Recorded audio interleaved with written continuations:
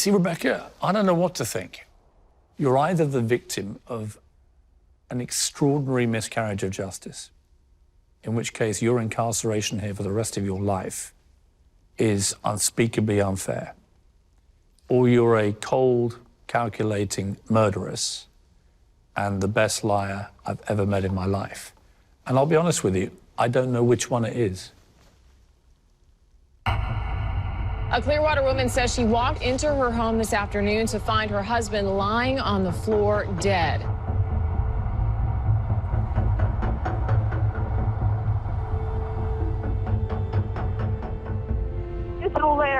It's Larry A. Benton. And he loves me and I love him. And this cannot be happening. I really think she thought she was smarter than we were, and she was going to commit this perfect crime. Your relationship, there's no infidelity? None. It had everything, you know, the sex, drugs, and rock and roll that you don't really get in every case.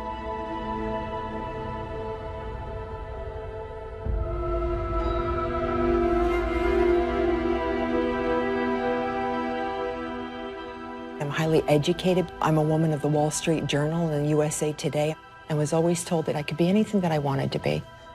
Rebecca, you're under arrest for the murder of Larry Fenton. It's just hard to picture this woman with her fingers wrapped around a gun, killing her husband. Are you 100% certain that she did this? Rebecca Fenton, with 100% absolute certainty, shot and killed Larry Fenton. I think about her often. I believe she's innocent. I believe she was wrongly convicted, yes.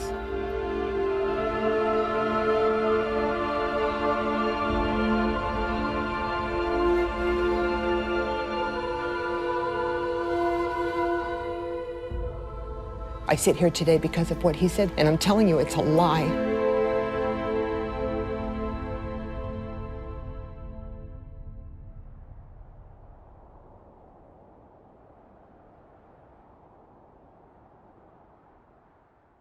You're hoping for an appeal that's going to get you out of here, that's going to clear your name.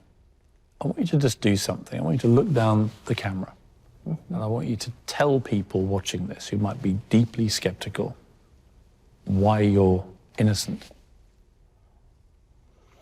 I was very much in love with my husband. I had a lifestyle that was very grand. It would not have done me any good whatsoever to hurt him. I would not have gained anything monetarial. I would have gained more by having him alive. I'm not spiritually capable of hurting anybody. I'm not a murderer. I did not do this.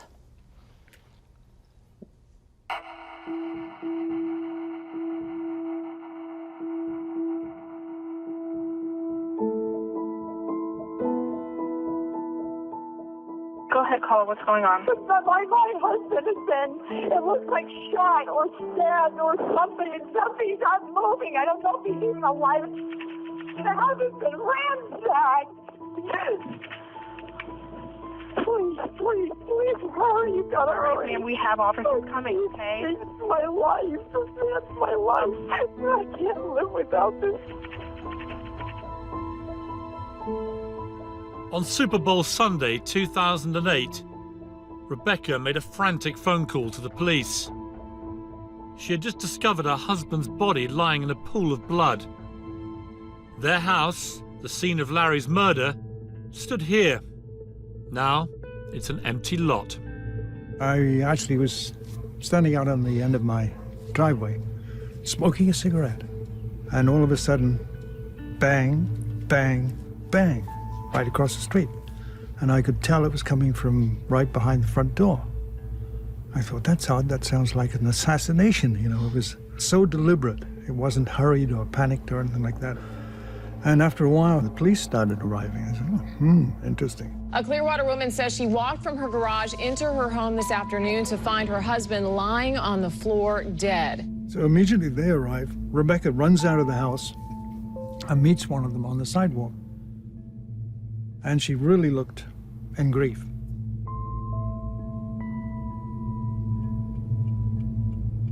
We believed that it was a home invasion robbery. A complete unknown stranger had come into their home and killed her husband. Rebecca had a friend with her. She was calm, she was shaking a bit, and I felt for her. And my job really was to find out who did this to her and to her family.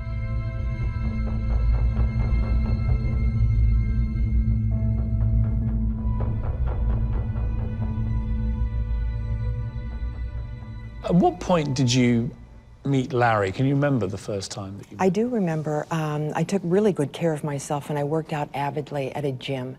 And Larry worked out at the same gym that I did. And I had seen him before, but really gave him no notice and no mind. And he and I both approached the same workout machine one morning, and it struck up a conversation between the two of us. What was your first impression of Larry when you first met him? My very first impression, he was very tall. He was a good-looking man. He looked an awful lot like Clint Eastwood. When he spoke with me, he was very refined, he was articulate, and he carried himself with quite a sense of class, and I was taken with that. How quickly did the relationship develop into something quite serious for you? Very quickly, very quickly. We dated for a couple of months. It became very serious. We were married within a year to follow. When you had the fairy tale wedding day, did you really feel this is true love? I knew it was. It was the most wonderful day of my life. I could see the thought of it is making you happy, but also sad. It's bittersweet. It's bittersweet, but it is a wonderful memory that I haven't thought of in a long time. Thank you for bringing that up. Larry had a very good job. He was earning good money.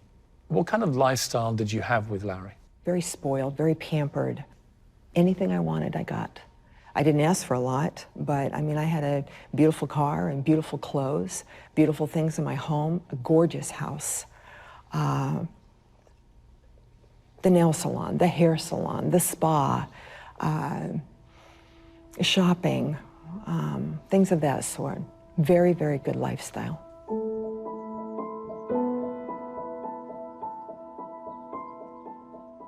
They moved in, and the thing about the wife is Rebecca was one of those ladies that looked so fantastically super that whenever she came outside, all the men on the block would come out to get their mail.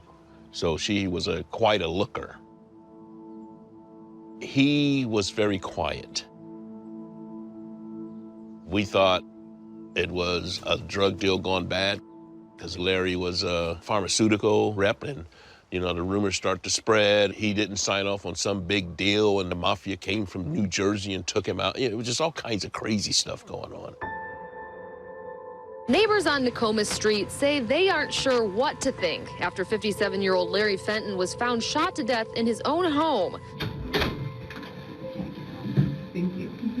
Police did take Fenton's wife in for questioning, but they say that's just a normal part of the investigation.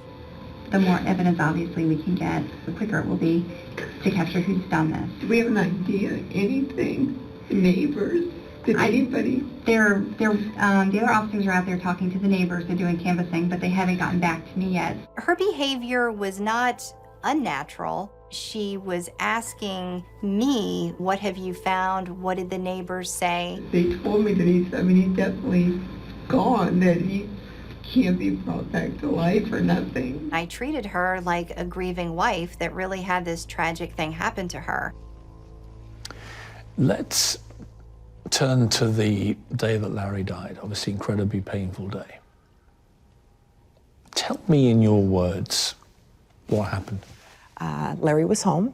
He was watching Tiger Woods and then was going to take a nap and watch the Super Bowl later on that evening. I checked on him to see if he needed anything. He said that we would order a pizza later, and I went back out to the gym. The last thing that my husband said to me was, "I love you." I had the music blaring and was working out. I walked into my house at approximately 4:30, 5 o'clock in the afternoon.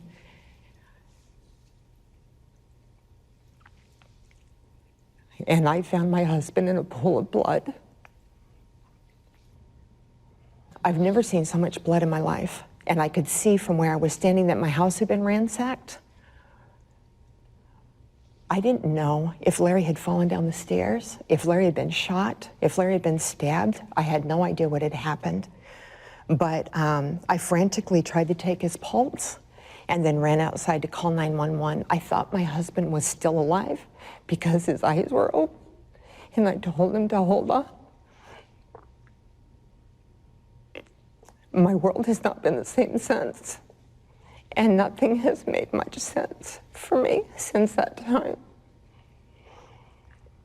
But the police seem pretty certain that you were the killer, that you cold-bloodedly took a gun and pumped 5 bullets into your husband until he was dead. That's what they believe. Yeah.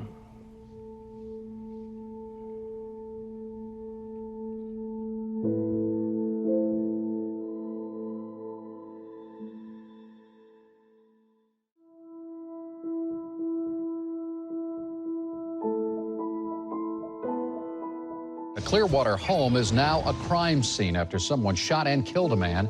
Police are still at that home tonight. Forensic experts are combing through the house on Tacoma Street, trying to get some answers. And your relationship, there's no infidelity? None. Okay. None. None. On the night of the murder, Rebecca went willingly to the police station. She underwent hours of questioning, never once asking for a lawyer.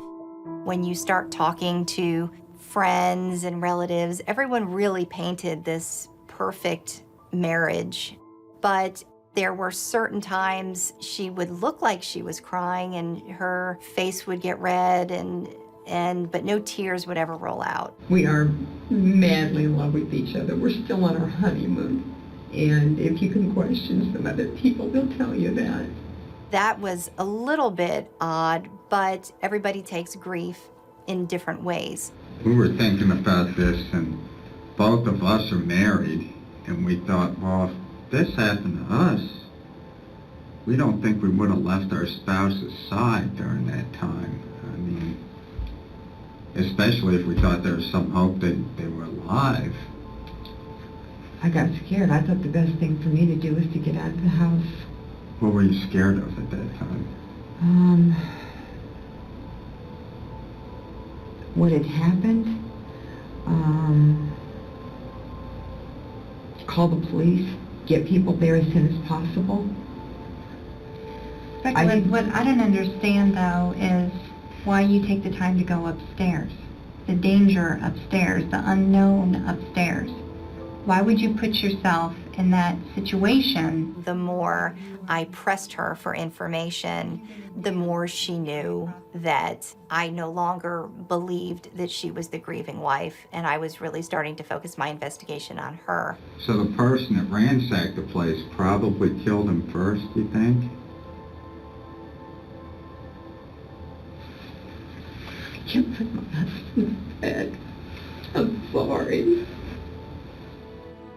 When I first met her, and actually throughout my representation of her, she was kind of like a broken person, sad, incredulous that anyone could accuse her of killing her husband. She was devastated by his death. So tragic for her to find him in a pool of blood in their home. They had a good life and she loved him, and I have no reason to doubt that. Rebecca had been living with Larry in the neighborhood for 3 years at the time of the murder, but few people knew much about her. Rebecca, tell me about your upbringing. My mother lost me when I was 2 years old in a heroin house. I was born both addicted to alcohol and to heroin. She never really gave me up. She lost me, and I was raised by my adoptive folks until the time I was 18 years old. How would you categorize your childhood? Pretty happy? Yes. Yes, we had birthday parties and the Tooth Fairy. Always told that I was loved, that I was hand-chosen, and was always told that no matter what I did in life, to do the very best at it, and that I could be anything that I wanted to be. What did you want to be? What was your dream when you were young? I remember wanting to get into nursing. I remember another time I wanted to be an airline stewardess. It's hard to know what to make of Rebecca Fenton. A few people wanted to talk to me about her. We do know that she did work as a nurse for a time, but marrying Larry changed all that. Rebecca's adoptive mother didn't feel able to go on camera, but there was one person who had become close to her in the final years before the murder, and she agreed to meet me. Rebecca's biological mother. Karen, let's go back to the very start. You had to give up your daughter, Rebecca. Tell me about the circumstances surrounding that. It was the 60s, you know, and I was not the most reputable person at the time. I was not able to control my own life or manage it. So, in light of certain events, I did lose custody of her. Would it be fair to say that you had a problem with alcohol? Absolutely fair to say drugs and alcohol were a problem in the 60s. So did you have any real complaint when they took Rebecca away from you? No, I didn't. I felt it was the best thing in the world for her. How did it happen that you then got back into her life? Her biological father was diagnosed with bipolar disorder. And I felt that that was important for her to know, because by this time I know that these things are genetic. And I was also, you know, predisposed to alcoholism and drug addiction, so I felt that she should know what was going on with her.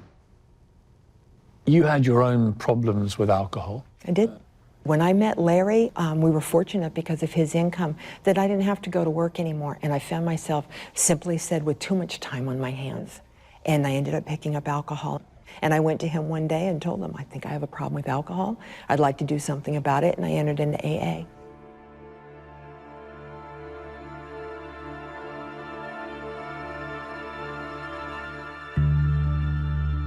You don't have any enemies? No. Any marital problems? None at all. I love that man madly, and he told me on a daily basis that I was his world. Everything Larry did was for me. We loved each other. It was something, we had something very, very special. Shortly before this happened, she talked to you about a relationship that she was having with a man called David from AA. She called me and told me she had eyes for this man. There's a man in AA, I have eyes for him. Long gray hair, biker kind of guy. And I'm like, are you insane? What are you doing? I know, Mom, I don't know why I would pick a pauper when I have a prince. And they exchanged hundreds of calls and messages. He was at the funeral. He was at the funeral. The more you learned about Rebecca, the more in-depth and interesting it became. Very few people knew about the name David Chase. He was involved in the AA and Narcotics Anonymous community, and we really felt that there was some type of romantic, emotional involvement with him. And at that point, we also had learned of a prenuptial agreement that Rebecca and Larry had prior to their marriage. The investigation kept bringing us back to Rebecca. Going into a little bit of your personal relationship with him, how long were you all married? We were married 3 years. Okay. You have a life insurance policy? I think Larry does, yes. For how much? You know what, I don't know. Who's the beneficiary? I think I am because I'm his wife. Were you always completely faithful to Larry? Yes. There was a suggestion. Yes. That you're aware of, that there was a man at AA called David. You made 160 phone calls between each other over After Larry's death, right after Larry's death. a few weeks. Yeah, I mean, that's a lot of phone calls with another man. Was he somebody you had seen prior to Larry's death? He was somebody that I met in AA. He was a very nice man. There was never anything romantic or sexual between us. And right after Larry was killed, he really stepped up and held me up. I called him so much that it actually drove him crazy, and he had to pull away from me as a friend and not be able to really help me as much as he wanted to in the beginning. You had a prenup with Larry. What did that offer you if you were to divorce? According to that prenup, I would get $24,000 for the next 2 years. But for me to stay with Larry alive, I would want for nothing for the rest of my life. I guess a cynic could look at this and say, well, Rebecca, look, you know, if you were to divorce Larry, you would get $24,000. If Larry was no longer here, you would get over $1 million. It's just a straight fact. Right. But a protect looking at from the other end, Mr. Morgan, would say we had no cause for divorce. In the court of law, they were not able to prove that we were unhappy, that we were nothing but blissful and very much in love. We had no cause for divorce or even spoke of it. This man would have taken care of me in a very high-class lifestyle for the rest of my life, as long as he had remained alive.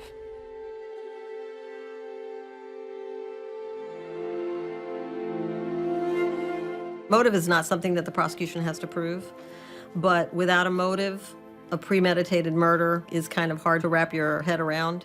So even though they don't have to prove motive, they like to throw motive out there. And of course, David Chase was a convenient motive for the prosecution.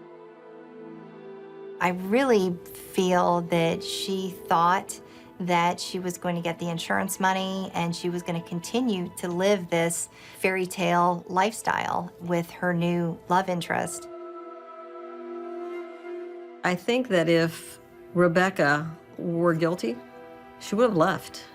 There was no reason for her to stay here. The guilty person runs away, you know, and in fact, prosecutors always like to say, oh, well, he fled. Well, she never fled. She could have gone anywhere, but she stayed here.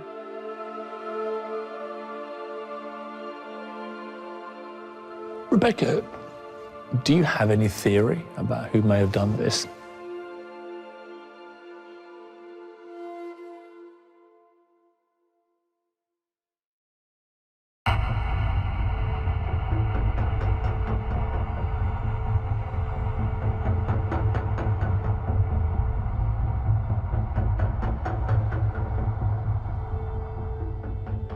Police are puzzled because there was no forced entry into the home, but they did make one important discovery overnight.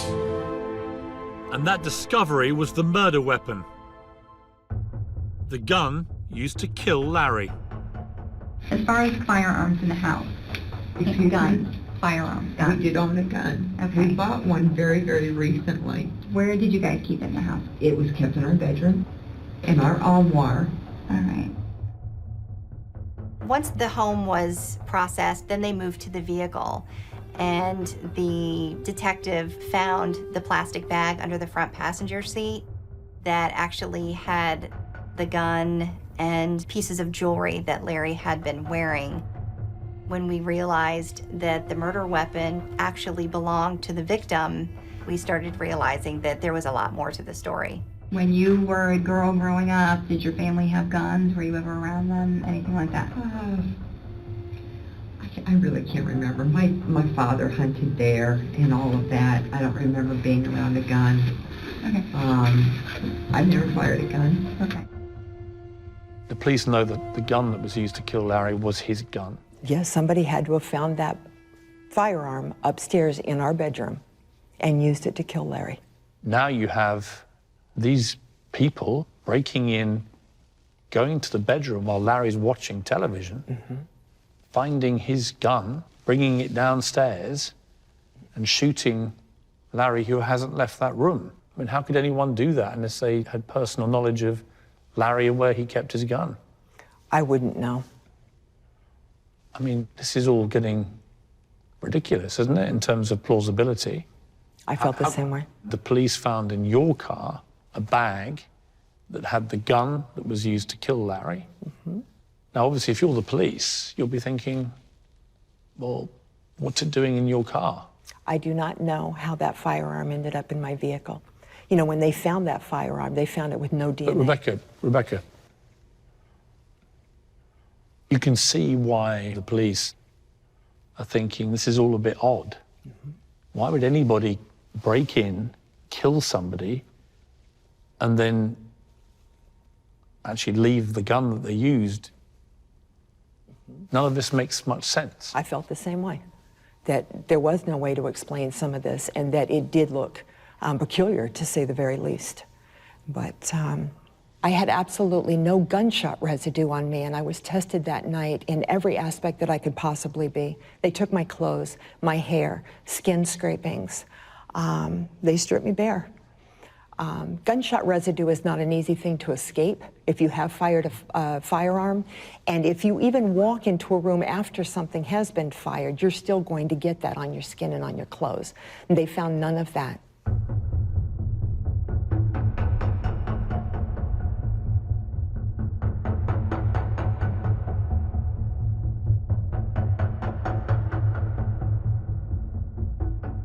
Although the evidence was stacking up against her, Rebecca remained free. We had good, strong evidence against her, but they still wanted a confession or a witness. And without that, the state attorney was not going to go forward with prosecuting the case. It was a feeling that I failed. It was a feeling that I didn't bring justice to the family. I felt Rebecca was a murderess and she was getting away with it.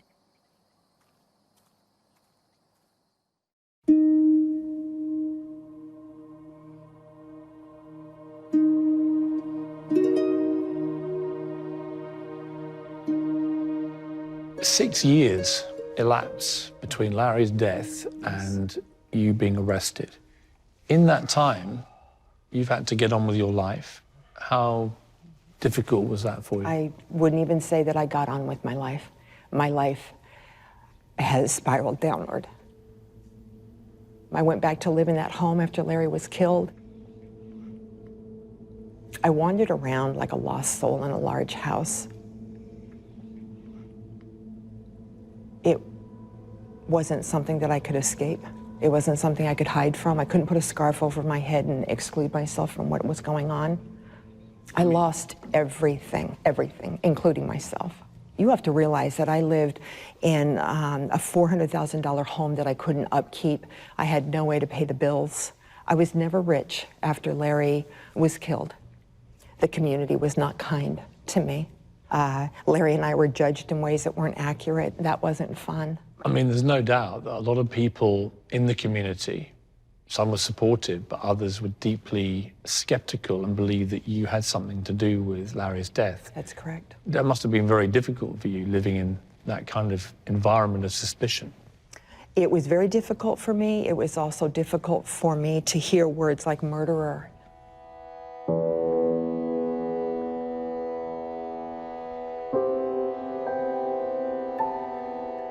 I guess I did think it was a little strange that she was not more devastated. She was quiet and she was nice and everything, but she didn't express great sorrow. But then again, you know, I never killed anybody, so I don't know how I would react. I mean, you just don't know her, you know. But detectives weren't just puzzled by the unsolved murder. Something else happened here that didn't make any sense.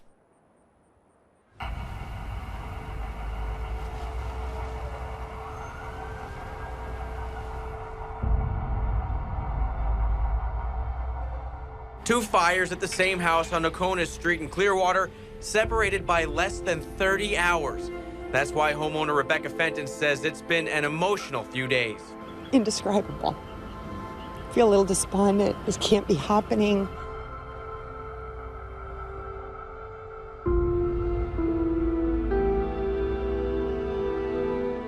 When you're standing out on the sidewalk and everyone's just kind of murmuring, you know, she did it, she had to do it. Yeah, she did it for the insurance. She couldn't get the insurance money from the murder of her husband, but she's trying to get the insurance money from the house burning down. It solidified what I felt about her and really believed to be true, that she was capable of murder.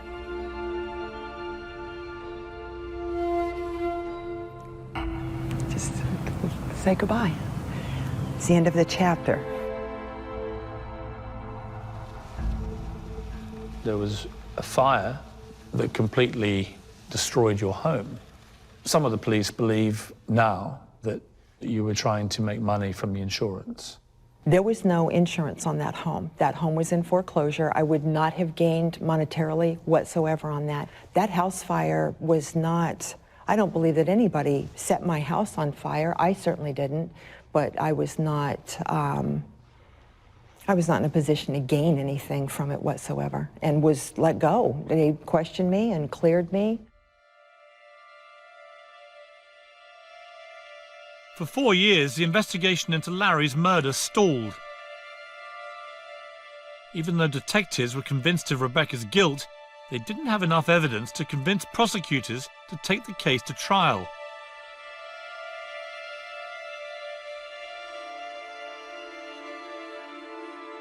Then in 2012, everything changed.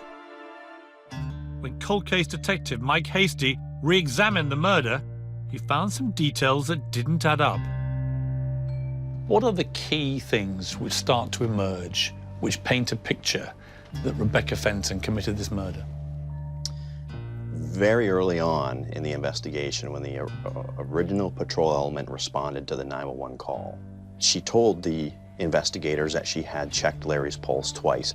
Well, when I compared that statement to the crime scene photos, I found that that statement was not possible because the blood around Larry was absolutely undisturbed, which proved that that statement was false. She says that the house has been ransacked. However, when I'm looking at the crime scene photos, things were knocked off of tables and drawers were pulled open. However, none of the contents were disturbed. That doesn't seem reasonable. If somebody had committed a burglary to a residence, they don't care. They're going to get in, find what you can get as quickly as you can, and get out. So things are going to be a mess, but it was none of that. The house was set up to give the appearance to law enforcement that must have been bad guys came in and did this, and they shot and killed Larry, and they ran away. They believe there was no evidence that you could have checked his pulse in the way that you said, because there was no disruption to the pool of blood, and there was no evidence of any blood on you whatsoever. What's your response to that? I did try to check his pulse twice, and I stand by that. But, Rebecca, how do you explain that there wasn't a tiny DNA fragment of evidence of his blood on you? They found nothing on me whatsoever. How is all that possible? There was no blood on me. That's how it was. I have no way to explain this. The police found the ransacking extremely suspect. That's what they said. They're putting it all together, and it's an incredibly compelling case. If you were watching LA Law or something on TV, you would be convicting this person, almost certainly. Most people think you're guilty. Why should we believe that you're not? Because of the things that weren't looked at, I was convicted on absolutely no physical evidence whatsoever. They found fingerprints and footprints that were never matched to anybody that belonged to strangers. There was no DNA, no evidence on that firearm that resembled me at all. The things that they didn't find with physical evidence and probable cause.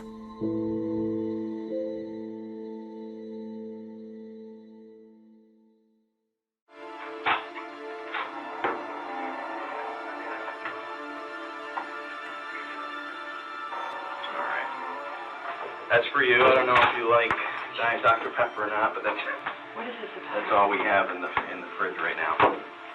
2 years ago, I started investigating an unresolved case. Do you know what happened to Larry? Yeah, Do we know what happened? Listen, okay? Was there anything that changed which made this a hot case again for you? Absolutely. There were two significant developments or changes in the case. I know your mind's going 100 miles an hour. Try to just listen, okay? The first was the fact that a new person had come into Rebecca's life. Years after the murder, she met a man named Alfred Carey Nolan, and Alfred became her boyfriend. Carey did not know my husband. I know, but he knew you. Ultimately, when I found him, it turns out he did have information. And what was the crucial piece of information that Alfred Nolan gave you? Alfred Nolan admitted that during a violent domestic disturbance between himself and Rebecca inside the Fenton residence, that Rebecca held a knife to Alfred's neck, backed him into a corner in the kitchen, and told him, "I will kill you like I killed Larry." You had a relationship with a man called Alfred Nolan. That's correct. You had said to him in the middle of a big fight, "I'm going to kill you like I killed Larry." I do want to back up just a little bit and tell you that they found Alfred Nolan in county jail. And he told the homicide detectives that he and I ended up in a domestic obscurity one night, and that I said to him, "I will kill you the same way that I killed Larry," while I held a knife to his throat. None of that is true. That incident never took place. He outweighs me, and there's no way that physically I could have overpowered him like that. And that's not even to mention that my husband was shot. He was not stabbed. Mr. Nolan had convictions for felonies, which can be used against him, convictions for crimes of dishonesty, which can be used against him. He had a reason to lie. He wanted to get out of jail. So he came to us with a lack of credibility. And that wasn't sort of relieved until Detective Hasty also happened to speak with Mr. Nolan's nephew and his nephew's girlfriend. And I told them that it was about Rebecca Fenton. They immediately said, we knew it. We knew she was crazy, or we knew she was bad news. Carrie once told us that she held a knife to his throat and said, I'll kill you like I killed Larry. It was the first bit of direct evidence that we had in that case.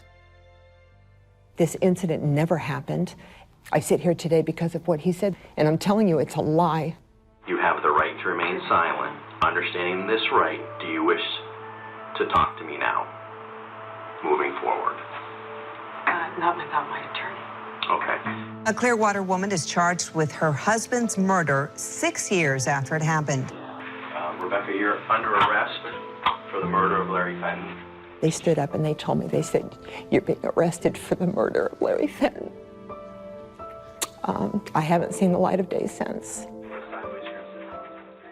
Did you say there were 2 pieces of new information? I did. The other was a new investigative tool on investigating homicides, and that is indicators of guilt and indicators of innocence within the 911 call. 911, what is your emergency? My emergency is I think my husband's been shot. My house has been burglarized. I just walked in. I'm not getting a pulse on him. I just came in from the gym. Okay, An innocent 911 caller will seek to convey information to the emergency operator. A guilty caller will seek to convince the emergency operator of information because they're already starting to create a foundation for their story. Now, when you came home, did you find anything in the house? I was in the gym. We have a gym out back, and I was working out in the gym. And that's what Rebecca did. They believed, and they had expert opinion on this, that your behavior in that call was very odd, to put it mildly. I don't agree with that, and I didn't agree with the prosecution said that they felt that it was suspect or that they got a specialist. You know, none of that has been scientifically proven. I don't agree. I was hysterical when I made that phone call. I don't really remember what I did or didn't say, but I do remember wanting to hurry up and get somebody to his aid. Hey, Rebecca, I'm gonna go downstairs. The van is here. Let me put this to you. Are you 100% certain that she did this? Given, as she rightly points out, all the evidence remains circumstantial rather than evidential. Rebecca Fenton, with 100% absolute certainty, shot and killed Larry Fenton on February 3rd, 2008. A circumstantial case doesn't mean a bad case. 100% she did it.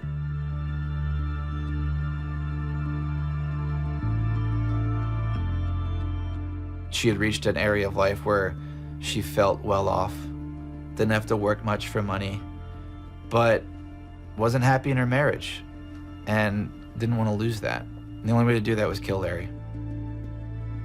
She was the only one with the motive, the only one with the opportunity, and everything else pointed to her. Rebecca's mother, Karen, flew in to support her daughter throughout the trial, but unexpectedly found herself called to the witness stand by the prosecution. You were subpoenaed to give evidence against your daughter. How did you feel about that? And when you actually gave the evidence, what were you feeling? The first feeling was shock. You're going to make me testify against my own daughter? And then when that initial shock wore off, I'm like, well, what's the worst can happen? You know, is she going to be mad at me? That's really what I thought. Obviously, when your mother is on the stand testifying that your daughter has told you that she's got a crush on this guy, and, you know, that's bad evidence. But in my opinion, it was kind of irrelevant evidence. For 7 days, the prosecution built their case against Rebecca. They called 39 witnesses. Only 2 were called in her defense. Rebecca did not take the stand. When the jury retired, it took just 2 hours to reach a verdict. The moment that you were convicted of first-degree murder, describe that moment. I just went numb. I didn't cry. I didn't fall down. I didn't make a scene. And he made it life without parole. I mean, that's tough. That's It was, the rest of your life. especially with the type of life that I've lived. My life was not on the streets. It wasn't drugs. It wasn't violence. It was a good life. But I have high hopes that I won't be here for the rest of my life and that the truth will come out. I look at the evidence. I mean, you know, your gut can be right, your gut can be wrong. Somebody can be, you know, I guess a sociopath and trick you.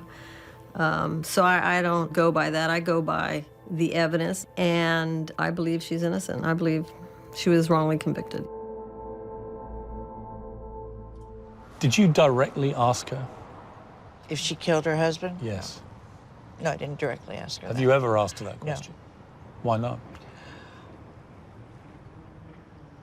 Because I know I wouldn't get an honest answer. What do you believe happened? In the beginning, I thought maybe she had planted a seed with somebody that she was seeing, and maybe that's how it happened, that this person killed Larry. It's just hard to picture this woman with her fingers wrapped around a gun, killing her husband. On the other hand, when I went to the trial last year, it was pretty evident that this is what happened. Do you believe that Rebecca killed Larry? I do.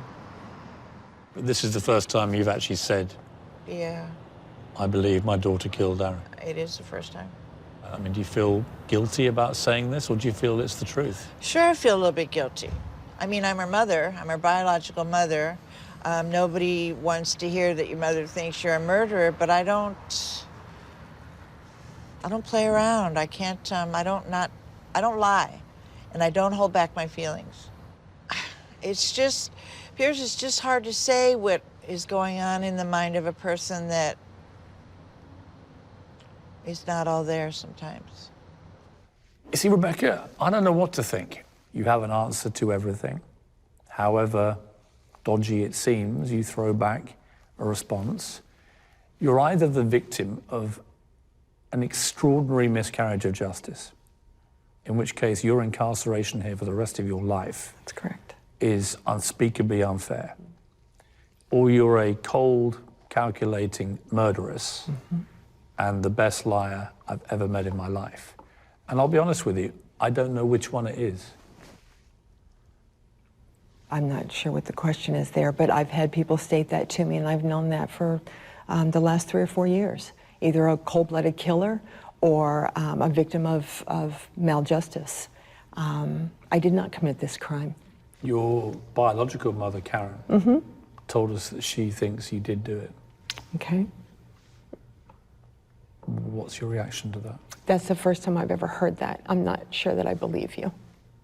Well, I'm not lying. Okay, that's the first time I've ever heard that, is right here, right now. And I can't believe that. I just don't. Her support and undying love, she was in the courtroom, she flew down for the trial, has never led me to believe that she thought that I was guilty of hurting Larry. None of my family's given me that picture at all. So I'm taken back a bit, and I don't believe you. Rebecca, thank you. Thank you, Mr. Morgan. Sir. What you're saying is true. Then I've sat with somebody who's basically spun me a complete lie for 1 hour in intricate detail. We're talking about a very sophisticated liar.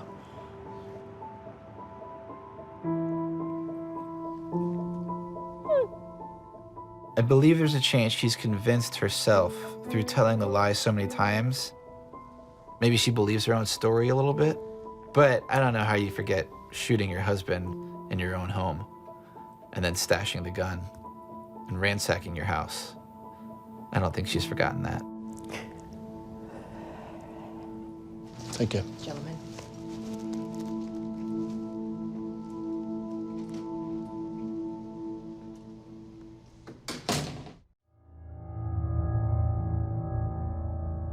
You took my son's life, your life should be taken. She's not sorry. She's sorry she got caught. That's the only thing she's sorry for. 15-year-old Seth Jackson was beaten, shot, and burned at a Summerfield home Sunday.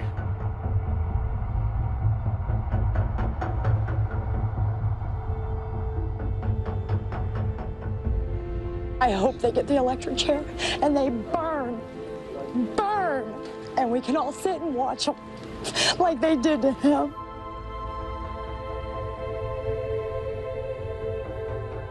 She's manipulative. She's diabolical. She's the most dangerous 15-year-old I've ever encountered. You have to catch her, and you have to prove that she's lying for her to fall apart and then want to talk to you about it. Every blow and every bullet that was shot into Seth's body is on her. It's you that lured him to this horrific death. There'll be people watching this thinking, she must be evil, this girl. I'm not evil. I'm not. Breaking news in Marion County this morning where 6 people have been arrested in connection to a murder last weekend. Those 6 are accused of luring 15-year-old Seth Jackson to a home in Summerfield and beating and then shooting him. Police reports say the suspects talked about how much they hated the victim, which led to the alleged murder plot. In April 2011, 15-year-old Seth Jackson came to this trailer to meet his ex-girlfriend, Amber Wright. It's a very quiet neighborhood, for the most part. Detective Rhonda Stroop led the investigation into Seth's brutal murder. The only thing that was here at the time of the incident was that double-wide trailer and that little shed out back. At the time, the rundown trailer was used as a hangout for local teenagers.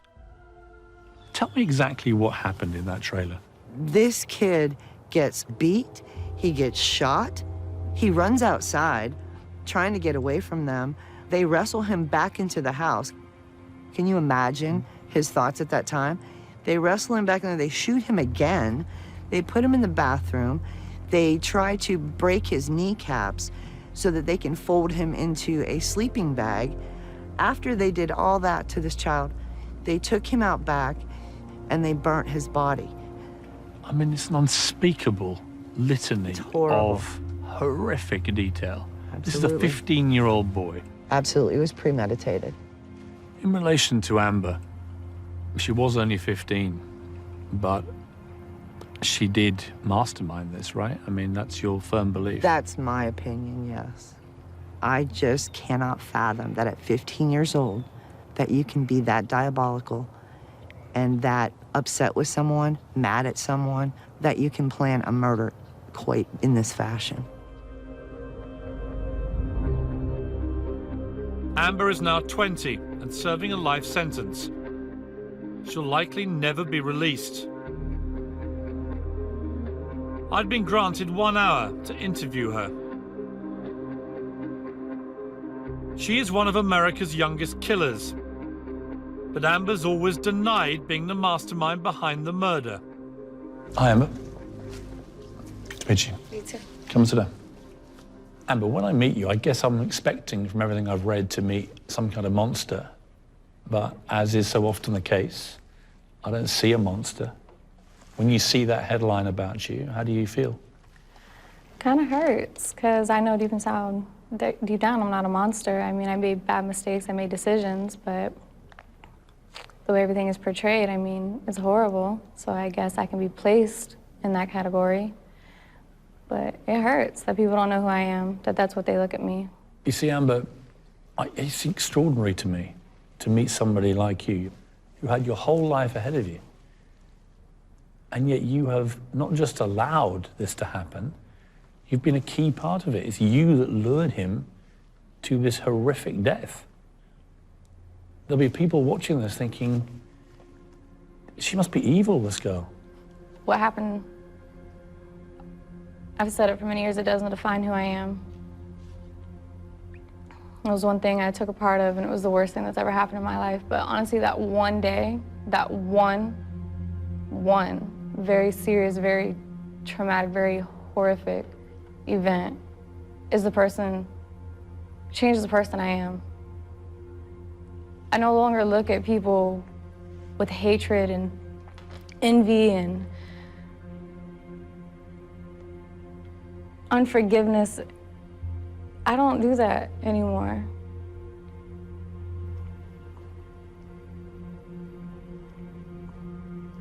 I'm not evil. I'm not.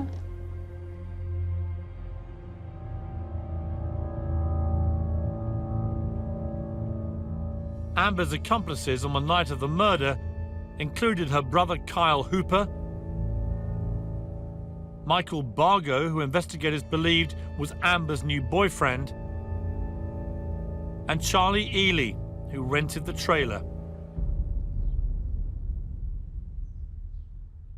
Seth Jackson was at first reported missing on a local news bulletin, but Amber's brother Kyle was watching at home and told his mother he had witnessed Seth being killed. She called the police, but at this point she had no idea her 2 children had actually taken part in the murder. Have a seat right there. My name's Rhonda. And you must be Kyle. Yes, ma'am. Tell me the story that you told your mom and start from the beginning, okay? Okay. Seth wanted to talk to my sister. And they come in the house, and I don't like the kid completely because he has put his hands on my sister. Okay. And I hit him over the head with a stick. Who'd you hit? Seth. Okay. And he was in the chair, and I got in the kitchen. I said, now get the fuck out the house. And then all of a sudden I hear bam, bam, bam, Mike sitting there laying bullets into him. So you saw Mike Bargo shoot Seth? Yes, ma'am. Waiting to be interviewed was Amber. In her first version of the night's events, she would claim to have been an innocent bystander. Do you want to have Mom in here while you talk to me about it? That's okay with you? Okay. Okay, Seth comes to the house. Seth knocked on the door and Charlie answered it, and she was like, well, what do you want? And he was like, I just need to talk to Amber. Can I come in? She let him in. He sits in the chair. Me and her sitting by each other on the couch, and out of nowhere, Kyle just gets up and hits him. I looked at Charlie. I was like, run. We ran to her room, went in her bathroom and shut the door. And we heard another door just fly open, and we just heard gunshot after gunshot after gunshot. So when did you guys finally come out of the room? The next morning. Okay, about what time? We didn't wake up till maybe 11, 12 o'clock. Was anything different? Oh, it just smelled like pure bleach in the house. That's it. Okay. Like they tried to clean something up. Okay. I'll be right back, okay?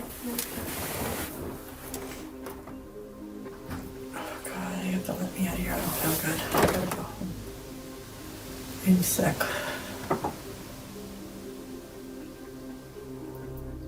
Mother's love is unconditional. No matter what your children do, it's unconditional. That's your job. That job doesn't end. It never ends. You know, I brought them in this world. I got to make sure I see them through it. This was a very brutal and bloody execution of a young boy. When you think back to what went on in that trailer that afternoon, what do you feel? Honestly, empty. There's a part of me that it's terrifying. It's scary to actually think that something like that happened. You personally helped prepare the body to put in the bag to be burned and then disposed of.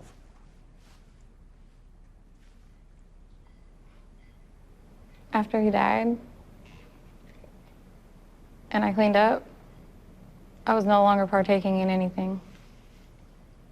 So after that, it's like he disappeared. I didn't know what was going on. Yeah, I knew his body was burnt, but I found out how he was disposed of sitting in an interrogation room. But you knew that he was going to be burned because you were heard talking about lighting the fire. And you knew once he was burned, they were going to put his remains into these barrels, pots, take him off, and dispose of what was left. You knew that. Yes, I knew there was going to be a fire. I knew he was going to be burnt. I didn't know they were going to drop him over a cliff. Amber's claim that she'd just gone to bed and slept through to midday after hearing multiple gunshots didn't ring true to police. I'm sorry, buddy. Do you mind if I talk to her again? She's manipulative. You have to catch her, and you have to prove that she's lying for her to fall apart and then want to talk to you about it. Okay, so this right here, and right now, Amber, is where the rubber hits the road. Okay? Your brother told me everything. Okay. So you can sit there and you can continue to lie, and I'm gonna walk out and treat you like a piece of garbage. Or you can sit here and treat me with the respect that I treated you with. Okay? And you can tell me the truth. Yes, What's your choice gonna be? True. Okay, so let's start at the beginning again, and you tell me this story. And the first time that I think you're lying, I'm getting up and walking out of here, and I don't care what happens to you. Yes, ma'am. Do you understand me? Yes, ma'am. Okay. Mike was just saying, well, you should call Seth and all this stuff, and I was like, okay. And why would he want you to call Seth? Because he doesn't like him, and he told me he wanted to fight him. No, that's not what he told you. Yeah, I'm telling you right now, said- I'm gonna get up, walk out of here. This is your last chance. Okay. I'm not playing with you, little girl. Do you understand me? Yes, ma'am. Okay, I'm done with being lied to today. Okay. Okay, so let's start again. We're gonna start fresh.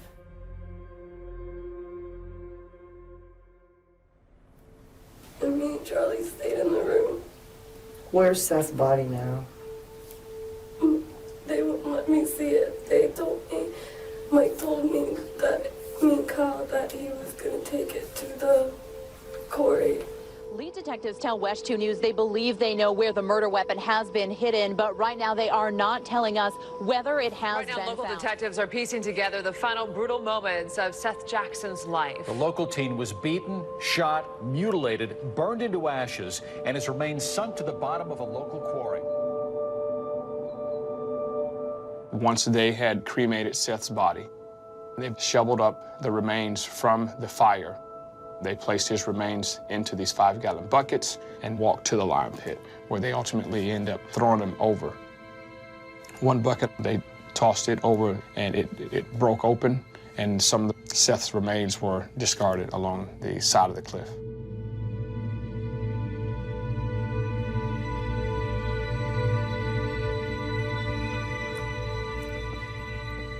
Just 4 miles from the murder scene live Seth's parents, Sonia and Scott. Seth was the youngest of their 3 boys. And Amber had been a regular visitor to their home. Hello. Sonia, Piers, good to see you. Hi. Thank you so much for letting us into your home. We greatly appreciate it. Come on in. Thank you.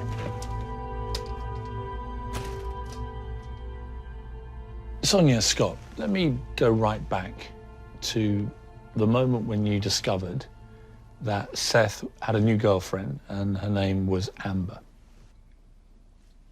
Just another girlfriend, you know, he had a lot of them. Seemed like he had one every few weeks, you know. We didn't think anything of it, you know, just another girl. He's a good-looking boy. Amber came around here regularly over a 3-month period. Yeah. She had dinner with you guys.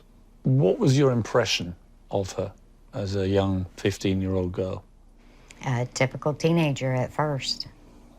After a couple of months of her hanging out here, you know, during the day and watching them on the couch together or, you know, in the backyard playing basketball, I started seeing more of a manipulative side to her.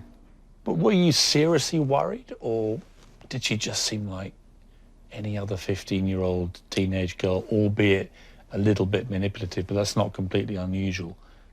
They were typical teenagers. Yeah. It was nothing special about it that would set a person off to thinking anything like that.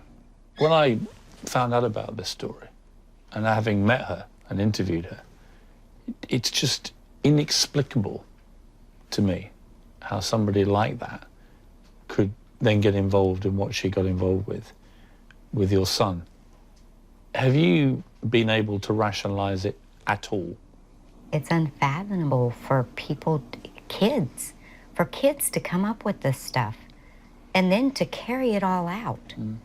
It's still today, I think, did this really happen? Well, yeah, of course it did. My son's gone. Right now, local detectives are piecing together the final brutal moments of Seth Jackson's life. Investigators say he was lured to the home by former girlfriend, 9th grader Amber Wright, then attacked, shot, and burned.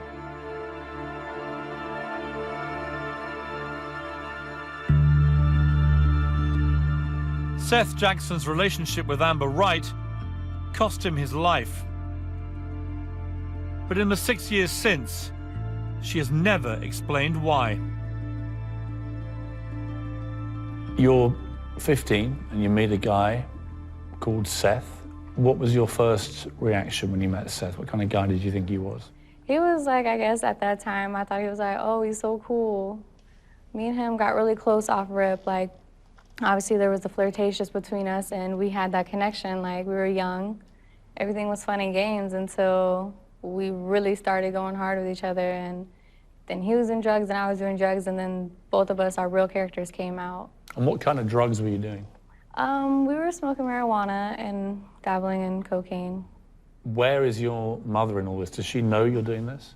She suspects I'm doing it, but of course I lie to her and try to reassure her, no ma'am, I'm not. You're crazy. You and Seth, I mean, it seems to have very quickly become quite a serious relationship, but also a very volatile relationship. Why? I guess because we were just spending too much time together. We was too much alike. And being young, we both were in this competition to make each other mad all the time, make each other jealous all the time. And we were just so involved with everything else and all the people around us. And like, really, our relationship wasn't a relationship. It was young teenagers having sex and doing drugs. Teenagers do this kind of thing. You know, they drink too much. Some of them take drugs. They have sex when they shouldn't be, with people they shouldn't be having sex with. But it doesn't end in murder. Why did Seth have to die?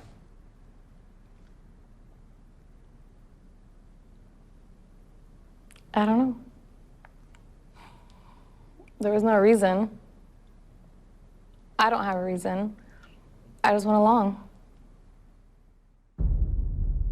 Seth Jackson had been dating Amber Wright, and they had had a bad breakup. And there was a lot of back and forth on social media, name calling, threats being made between the two. And then Amber Wright started dating Michael Bargo. One night, they were all at Charlie Ely's house, and Michael Bargo started talking about, we need to kill Seth Jackson. Nobody likes him, we need to kill him. From that point on, they made a plan. They all agreed that they would kill Seth Jackson. Amber would lure him to Charlie's house, and they would shoot him and torture him. I can't imagine what was going through Seth's mind when he almost escaped. He was in the house, he was shot once, but he got out, and he made it almost to the road when he was shot again and then brought back into the house. He was then put into a bathtub where he was shot. Michael Bargo needed to break his kneecaps because they wanted to fit him into a sleeping bag that they had laid out. So his kneecaps were broken, his teeth were pulled out with pliers. They burned the body, and to me, what made it atrocious is that they sat out there and basically treated it as if a bonfire was a party. All of them sat outside all night long, drinking, talking, laughing while Seth's body was burning. And without Amber Wright's participation in the crime, Seth Jackson never would have come to that house.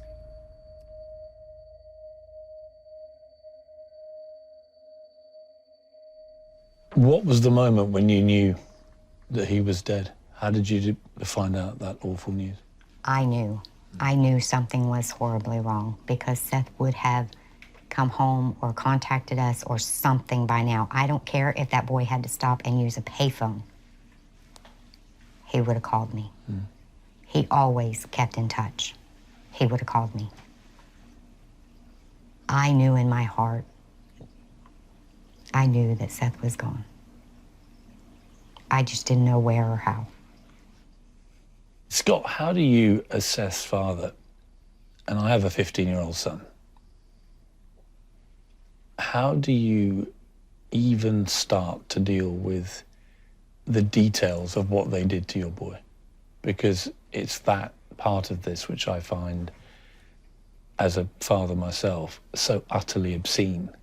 The complete disregard for him on any human level. How do you deal with that? I push the feelings down because how I want to deal with it, society says that's a no-no.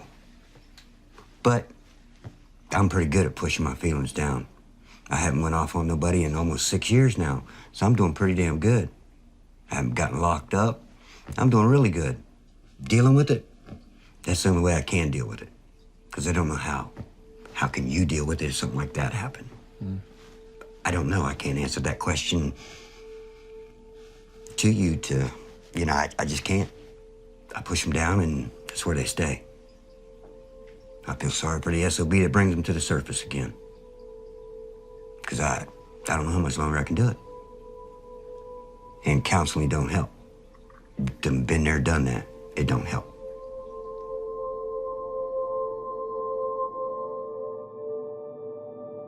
Two days after Seth was killed, all the suspects had been arrested, apart from Michael Bargo, who'd gone on the run. The others were quick to blame him for the murder. I had to. They knew we were lying. You pulled in all these kids, you put them into one of the rooms here.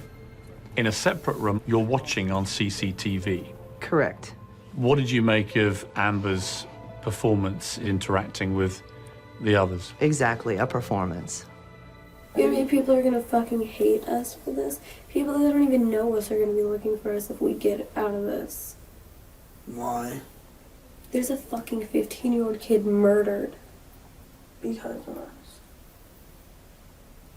You honestly think people want to be around that? Do you think people think those kind of people are supposed to be here?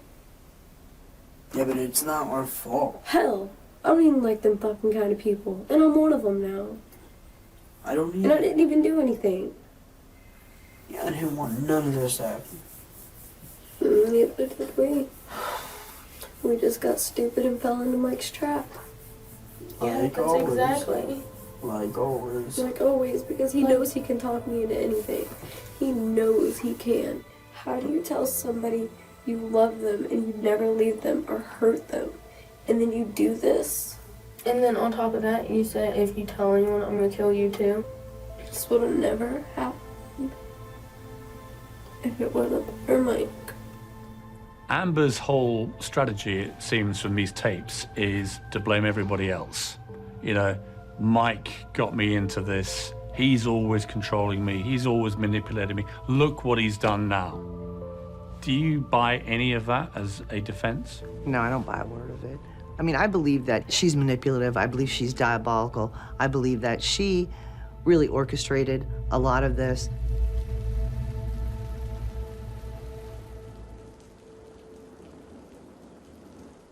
The plan is concocted to kill Seth. Who is the first person to suggest that? Michael. And how does he suggest it to you?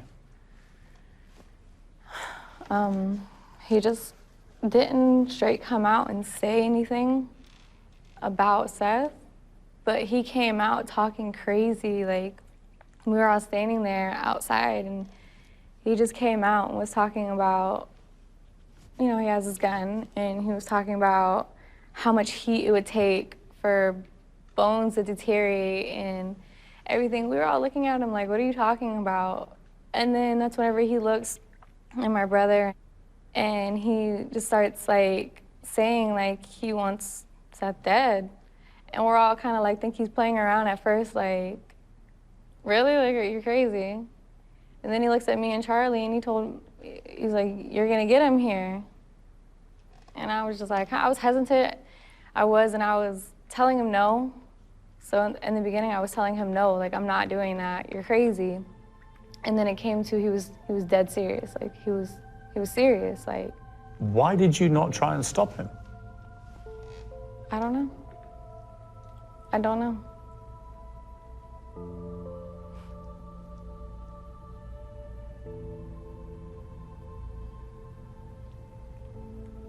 I don't know if I even wanted to.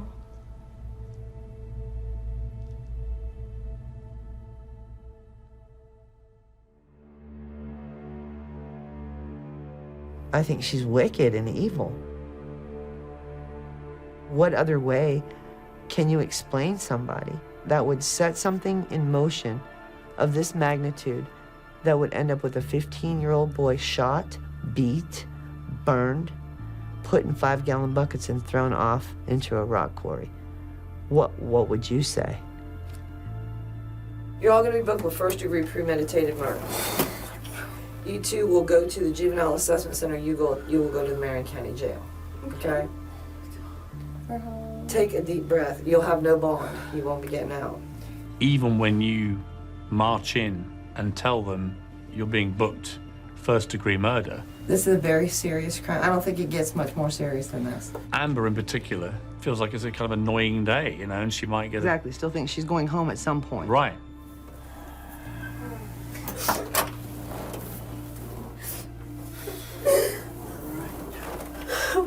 We're all in for murder. He didn't do anything with the body or anything like that. I get 5 years, I'm gonna be fucking 20 by the time I get out.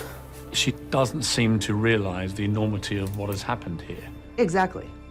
I don't think the magnitude hit her until much later. Alright. Be easy, alright?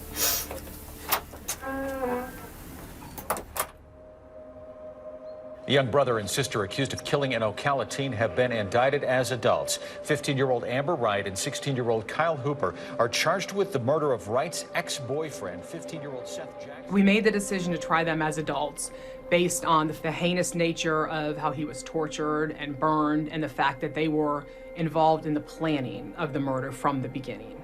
And that's one of the reasons why we did not make any plea offers. From the beginning, we said, these people either deserve the death penalty or life in prison, and we won't make any plea deals because of the facts of this case and how horrible it was, and we didn't.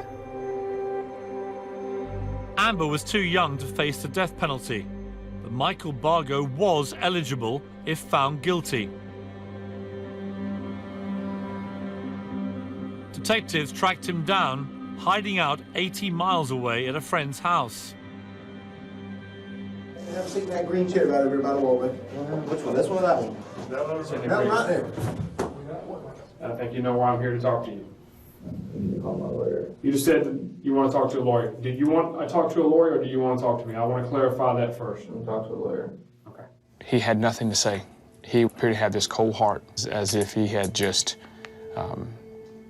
crumbled up a piece of paper and thrown it in the trash can with no feelings at all. What the hell's going on? I think you clearly know. I can't talk to you about anything. You've already requested your attorney. You lost that opportunity to talk to me. Trying to understand why Seth was killed seems to come down to this question. Is Amber Wright a cold, calculating murderer who manipulated Michael Bargo and the others into killing Seth? Or was she caught in the romantic thrall of a volatile and controlling new boyfriend? 18-year-old Michael Bargo stood before a Marion County judge today. Investigators say he is the alleged shooter and mastermind behind the murder plot. Mr. Bargo, you're charged with first-degree murder. This is a capital offense. Were you in love with Michael? No, I can tell you I wasn't in love with Michael. I was under his control. I let him control me. It wasn't love. Did you think that if you got rid of Seth, you and Michael could have a relationship without that huge problem all the time in the background? No. No. Michael Bargo has always denied that he and Amber were anything more than just good friends. You were sleeping with Amber and dating her at the time. No, I wasn't. You do have her initials tattooed right in your groin area. I have it on my thigh. Overruled. I have it on my thigh, I do. Okay. Do you tattoo a lot of girls' names that you're friends with all over your thighs? No. How about this? She has your initials tattooed on her private area too, doesn't she? It's not in a private area. It's below the belt line, but yeah. Okay. Well, look, some people may say that's your private area. You don't. That's fine. Right here. Yes, ma'am. Okay. Did you do that yourself? I did. Okay. So you tattooed your initials right here on Amber Wright? Yes, ma'am. Okay. But you weren't in love with her or sleeping with her? No. In fact, isn't it true that Seth broke up with Amber because Seth found out that you two had slept together? Not to my understanding. You and Michael had matching tattoos. Yeah. What is the tattoo? His initials. Why, if he didn't really mean anything to you, why would you have a tattoo with his initials on you? Just because I thought it was cool. Make him happy. Felt good being wanted. There seems to be some doubt as to whether you and Mike had a sexual relationship. What's the truth? Me and Michael did not have a relationship. Yes, we did have sex a couple times. And I think that was more on my part, trying to aggravate and hurt Seth. So you were deliberately having sex with a guy that you knew he hated just to aggravate him? I mean, yeah. Wasn't really me trying to inflame anything, but I was trying to hurt him. I was hurt. I was trying to hurt him. You know, you say you weren't trying to inflame anything, but that's exactly what you were doing. Yeah. I mean, you were deliberately trying to inflame him in the worst possible way. You were having sex with a guy you knew he hated. How can it get much more inflammatory than that? Guess it doesn't.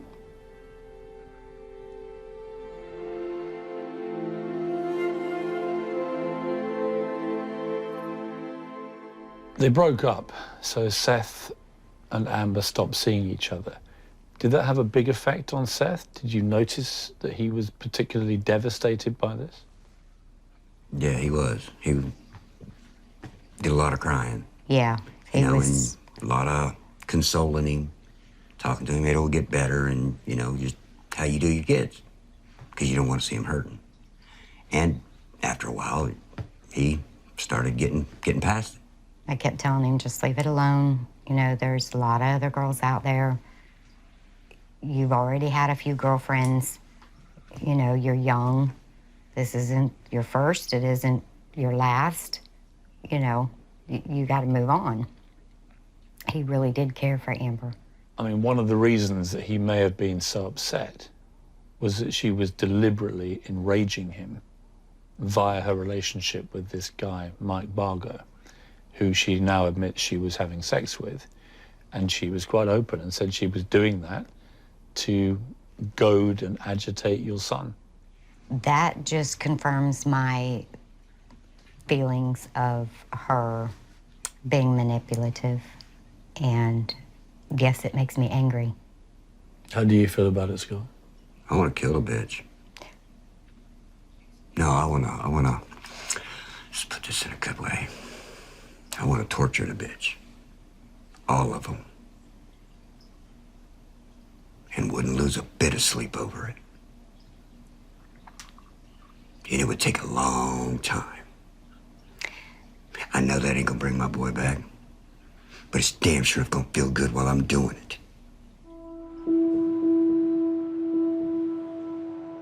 Kyle Hooper kept his head down as the assistant ME talked about Seth Jackson's burned body parts. At the trial, Kyle Hooper did have some remorse. Amber Wright, I've never seen from her any remorse.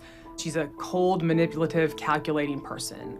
What kind of person were you? I was the person that didn't care about anything but having fun. I was a selfish person. I was very manipulative, and I got what I wanted. And what she wanted was Seth dead.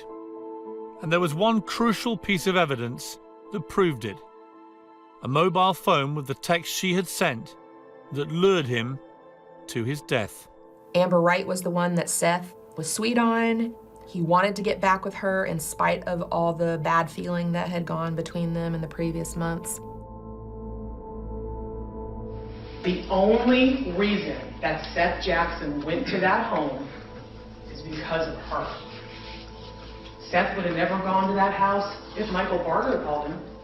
So every blow that Seth Jackson endured during that beating, and every bullet that was shot into Seth's body, is on her.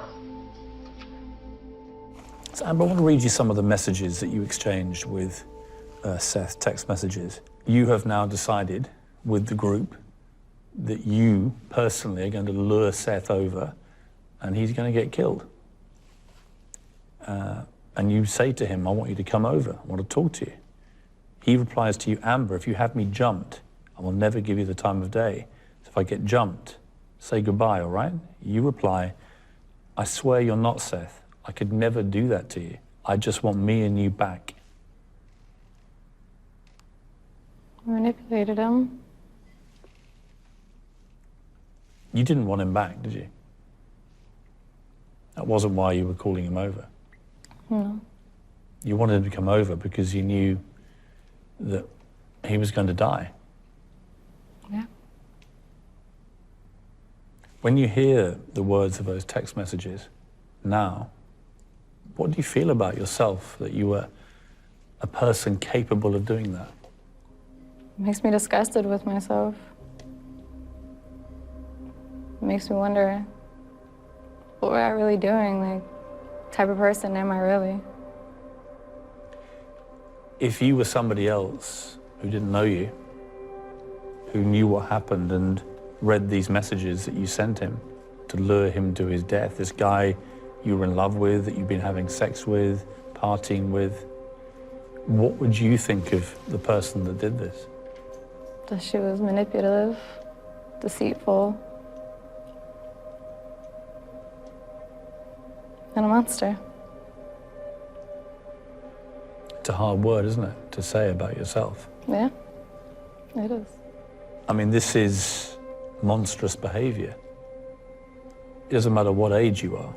You're a 15-year-old girl, but you are deliberately luring this boy to his death. And it's chilling to read.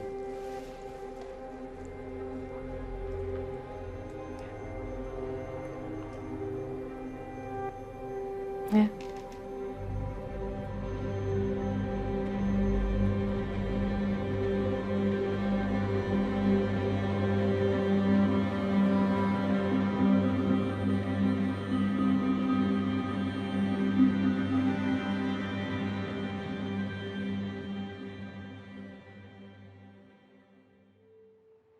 Amber Wright is facing 25 years to life in prison. Wright helped beat, shoot, and burn the body of Seth Jackson back in 2011. 4 others are serving life. The shooter, 23-year-old Michael Bargo, was sentenced to death. You go to trial, and I've seen the video of the moment that you are convicted.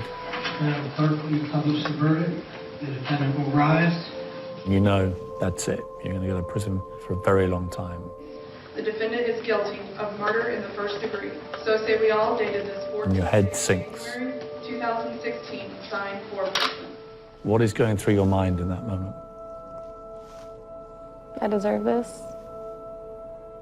You deserved it. Yeah. Has it really sunk home to you what this punishment actually means? Yeah, it has. And if we want to speak about the truth, I've contemplated suicide. I have. I've told my mom several times, I won't make it that long. I won't. It's sunk in, I'm here. I'm here for life. I'm not going anywhere. I can't change that. Can't take that back. I can't make them change my life sentence. Just like his mom said, an eye for an eye, life for a life, right? 4 other co-defendants are serving life sentences. Wright's mother, Tracy, was in tears after the verdict. In that one instance, Tracy, she lost both her children to the justice system. But I'm sure that there are times that she thought to herself, as I would as a mother, I should have paid more attention. I should have known what was going on. My kids shouldn't have been there. They were just everyday teenagers, you know. I knew all their friends, I knew their parents. You can't keep them chained up to the house, you know. They just were so familiar with the neighborhood because I grew up in that neighborhood, they grew up in the neighborhood. So everybody in the entire neighborhood knew the kids, so it was safe for them. I worked a lot. And they were good kids. They really were.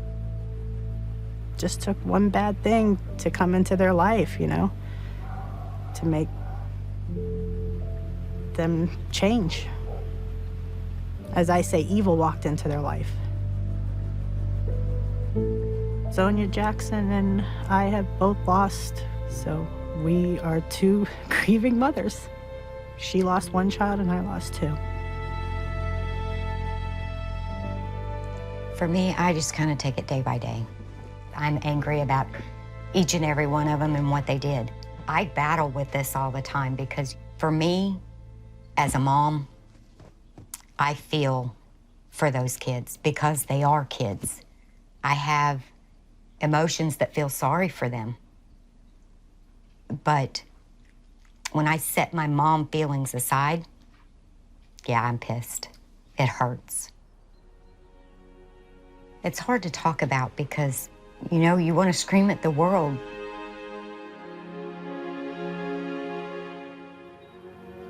I pray for her all the time. If I'm thinking I'm having a bad day, I always revert back to her. You know, her son is the victim in this, and her loss is much greater than mine. I've often thought, you know, what if the shoe was on the other foot? What if we were the parents that was now going to visit our child in prison because he had done something so horrible? How would we feel? So I've always tried to sympathize. But in that same sense, they can't go visit their kids. We'll never hear that shit again. I know. Believe me, I think about it every day. I know, I do too. She's not sorry. She's sorry she got caught. That's the only thing she's sorry for.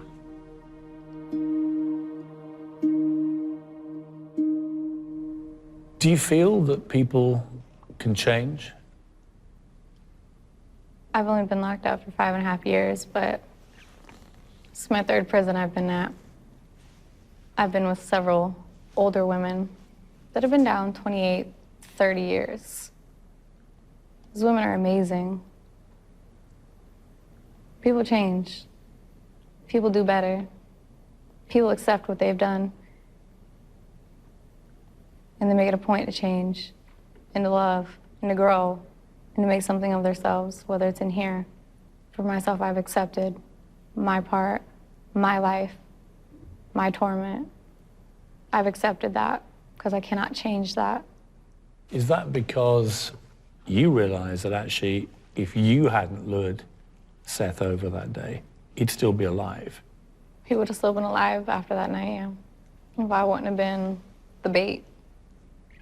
At the time, you wanted to blame everybody else, led by Michael. Have you had any contact with Michael? No. Since? Would you like to?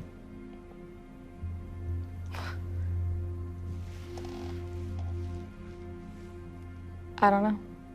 I've had thoughts about it, trying to write him a letter and reach out, but I don't think I could. I couldn't look at him, I couldn't talk to him. Why? Because for so long I blamed him for the person who I, in the beginning, said ruined my life. I don't think I could look at any of my co-defendants.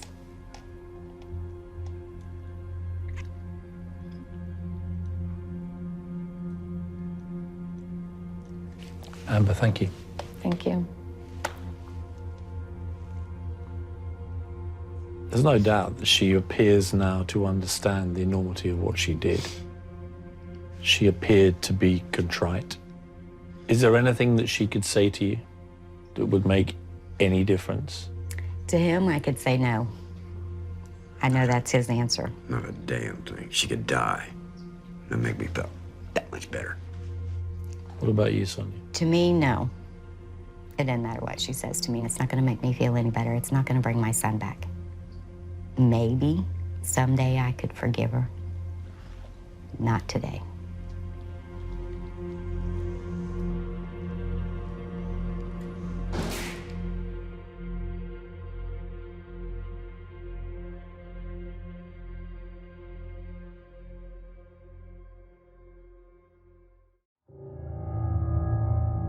take her out the picture, would he still be living?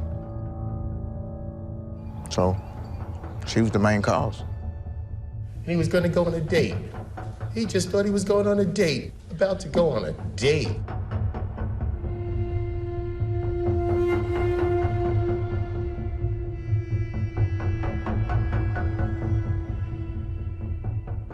Good morning to Morning, you everybody. all. I feel so bad for you, Jennifer. I know this started January 23rd, first period science class, out of nowhere. Yeah. First, it's kind of funny. It's not funny, is Not it? no more, anymore? it's not. No. Not at all. If you have a cure for the hiccups, she needs you. She's hiccuping 24 hours a day. Tonight, from media sensation to murderer. If we take the facts as truth, she lured a guy under false pretenses and he wound up dead. Lock her up. That's it.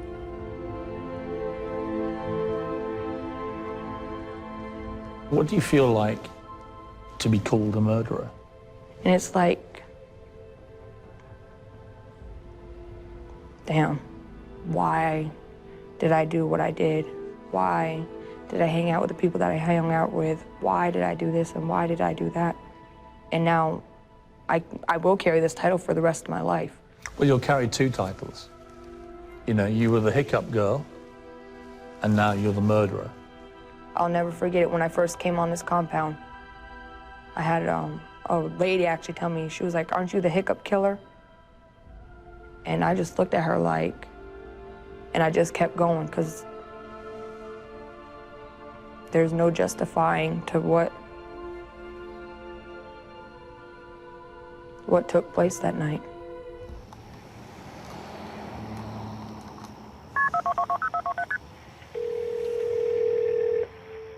I have a free call from Jennifer, me? an inmate at Pinellas County Jail.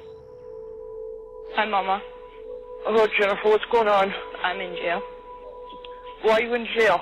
for murder in the first degree. Who'd you kill? I ain't killed nobody Well, then how are they charging you with murder? because I set everything up. Who are you trying to kill, Jennifer? Nobody. It wasn't even supposed to happen like that, Mom. Mom, What? I'll call you when I can because I gotta go. Mommy's trying to make visitation, please. All right, Jennifer, I love you. I love you too, Mom. We're learning now more about the murder arrest of the Florida teenager who gained fame for her persistent case of hiccups. This case can be seen as a tragedy on several levels, certainly for the family of the victim, also for Jennifer Mee's family. I'm worried about my daughter right now, and I'd like some privacy. Jennifer Mee's mother seems stunned by the murder charge facing her daughter. Can you tell me what your family's going through right now, ma'am? America was gripped by the unfolding story of the so-called hiccup girl, now charged with murder. I was heading to the crime scene with Dave Wazinski, the lead homicide detective on the case and one of the first to arrive here that night. The victim was 22-year-old Shannon Griffin, a talented high school footballer who had moved here from Mississippi. He thought he was going on a date with Jennifer, but she and her accomplices had other ideas. When you got here, what was your gut reaction about what may have happened? We're really close to downtown, and on a Saturday night, it wouldn't be uncommon for someone to come downtown to possibly look for narcotics or something have gone wrong during a narcotic exchange. So you start in your mind, you start thinking, okay, this is either a drug deal that went bad or a robbery that went bad. Were you, to start with, of the belief that Jennifer Mee was involved, or did you think that she was just the girlfriend of one of the guys who died? We had her come to the station, and then very quickly, based upon the interviews that we did, it became very apparent that she was involved. She was the prime person who contacted the victim, who was Shannon Griffin. She contacted him, she brought him down here, she lured him here, and they were all going to try to get some money from him. Do you think that he thought he was coming on some kind of date? I think he thought he was coming to meet a girl, that it was going to be a social activity, and possibly a small amount of marijuana was going to be sold. But I think that based upon the way he was dressed and the conversation that he had with his family before leaving, number one, he was coming to meet a girl. That shouldn't be a death sentence.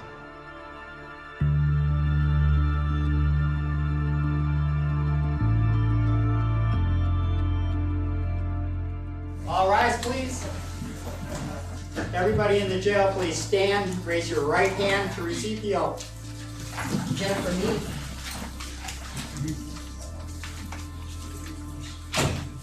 Hi, Ms. Meade, the allegation is murder in the first degree. I do find probable cause. Your bond is currently 0. Can you afford a lawyer to help you? All right, I'll appoint a lawyer to represent you. What fascinated America was this basic question. Even though Jennifer didn't pull the trigger, had this seemingly innocent teenager knowingly lured a man to his death? Jennifer is currently serving a life sentence with little possibility of ever being released. Jennifer, how are you? Good, how are you, sir? Good to meet you. Nice to meet you, too. Come with us. I've been granted an hour with the hiccup girl. Just this way. This a prison tattoo? Yeah. What is it? JDD. Who does that in there? I'm not allowed to talk about that. Oh, you're not? No. Oh. It's just someone does it, is it? Yeah. Okay. This guy, Shannon, he's a nice guy. You know, he came to the area from Katrina, where the hurricane had decimated so many lives. He, like so many people, was attracted initially to you because you were famous. You were the hiccup girl. I could say that then, most likely, yeah. Because back then, a lot of people befriended me because of the name that I had gotten and, of course, the 15 minutes of fame. You know what I mean, so. What is your motivation for interacting with him? At that time, it was to sell drugs. I didn't know nothing more, nothing less of the situation that ended up occurring. He thinks he's on a date. He tells his cousin he's going on a date. See, and when I heard that, I was like, I was blowed by it because last I knew he was buying marijuana. I didn't know nothing about no date. We know made himself look very smart that night. He put on cologne. He told his cousin he was going on a date. He clearly had been led to believe by you that this was perhaps partly to get some marijuana, but also to have a date with you. Had you given him any reason to think that? Not that I can remember, to tell you the truth. I don't remember like 100% facts of what had really led up to everything that night. I mean, I suppose, Jennifer, what I would say is you're not stupid. No. I can tell you're not stupid. You're street smart. It seems very odd to me that you can't remember such critical parts of this, because obviously the only reason Shannon is dead is because you lured him to a situation where he ends up dying. And so I would have thought that your brain, especially sitting here for the rest of your life, that your brain would think all the time about the sequence of events, and yet you seem incredibly vague. Take her out the picture, would he still be living? So, she was the main cause. Can't ever accept her being called a murderer. I know what her conviction was, but I also know who she is as a person.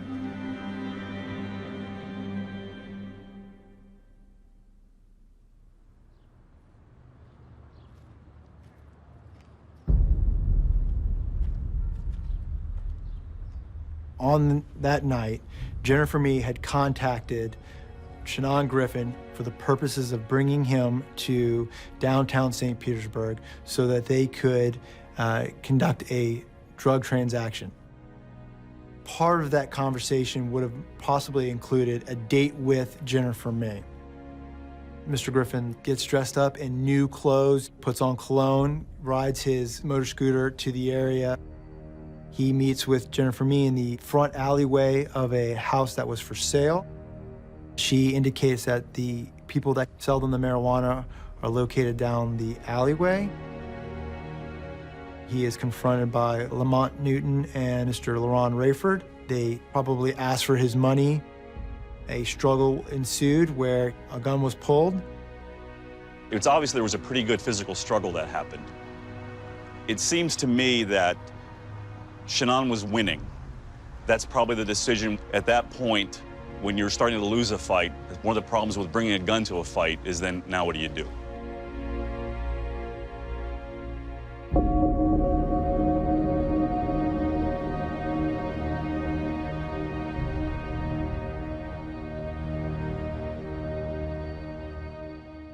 In Florida, if you commit a robbery and somebody dies, everyone involved can be charged with murder. Which might explain why Jennifer didn't mention the robbery in her first police interview. Hello, this is Detective Gary Gibson. It's Sunday, 10/24/2010. With me is Jennifer Me. We're talking about a homicide that occurred last night. Who was the aggressor? I don't know what the... Who is the one upset? When LaRon found out that he had some type of relation going on with his girlfriend, LaRon snapped, grabbed the man up, choked him, and pulled the gun out of the book bag and put it to the man's head and told the man not to say anything and brought the man to the back of the house and shot and killed him. In police audio recordings, Jennifer is heard giving two versions of what took place that night. First, she says the shooting was part of a love triangle involving the victim, Shannon Griffin. One of the suspects, LaRon... Why did you lie? I was afraid. I'm not even gonna lie, I was afraid. When I started thinking about everything, I was like, oh my goodness, I could possibly be going to prison for the rest of my life, because I know in the state of Florida, if you are charged with, I forget what they call it, principal or something like that, you're just as guilty as a person that has pulled the trigger. I mean, this is an unbelievable moment. You're a 19-year-old girl, no criminal record. You're with other people who, although they're a bit dodgy, also have no criminal records. And suddenly you're facing life without parole for first-degree murder. It was mind-blowing. It was mind-blowing because in my mind, I was like, how could I be so young and dumb and naive to fall into a trap so easily, so to speak? Why couldn't I ever just have stayed home? Why couldn't I have been a good daughter? Why did I want to do my own thing? Why did I not want to listen?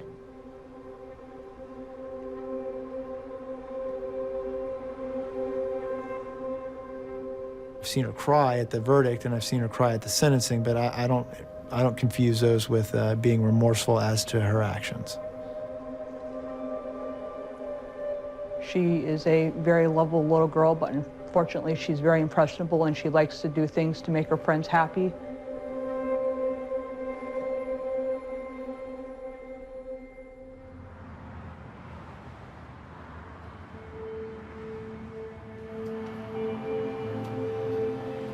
Jennifer's mother and sisters had agreed to meet me. They've moved to Tennessee, but today they're back in Florida and had just made a rare visit to see her in prison.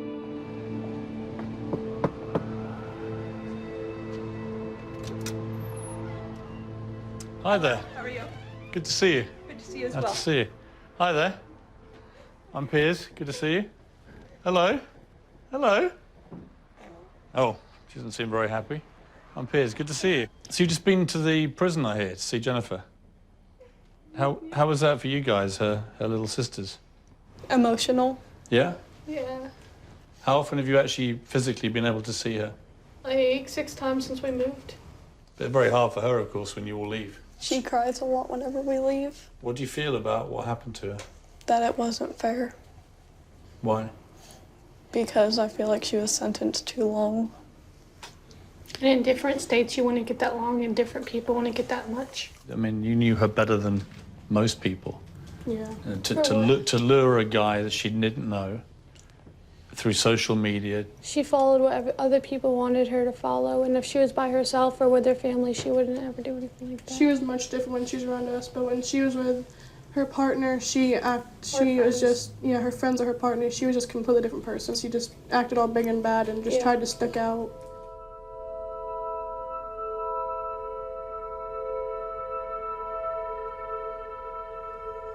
What kind of girl was Jennifer when she was growing up? She was always very happy, always wanted to be the little mother to her younger siblings. She helped me in so many ways with her sisters growing up, whether it be getting a bottle for them when they were very young, to wanting to read stories to them when she could read herself, and just a joy to be around. Was she well behaved? Always, until we moved to Florida and she started being in a area where You know, she became a teenager and things were a lot different from where we lived in a very small town in Vermont. She started wanting to explore. She started getting a little bit rebellious because her and her stepdad didn't always see eye to eye. That kind of brings us to where she had the hiccups, and it got a little bit worse because she felt like, you know, who are you to tell me what to do? Do you know who I am type attitude towards her stepfather. Can you believe that Jennifer got herself into a situation where she would lure somebody she didn't know on the internet for at the very least a beating? I find it very hard to believe, and I do know that it happened. I don't believe that she was the mastermind, as people called her, behind that. I've been told that it was the guys trying to get her to do that, and she just basically went along as a bait, if you will. Jennifer on her own, I don't believe would ever do anything like that. Have you ever tried to contact the family of Shannon? I talked to her during the trial, his mom, and told her that I would basically give any limb in my body to have things change from what happened that night. Gave her a hug, told her how sorry I was. And she knew who you were, obviously. During trial, we were in the cafeteria. Did she say anything to you when you did that? Just gave me a hug, and really, what can you say?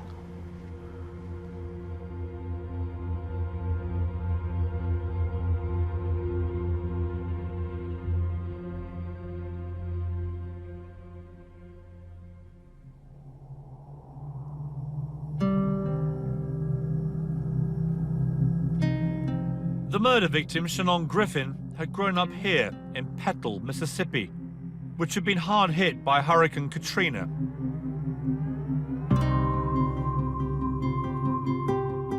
At school, he was passionate about football and was an outstanding player.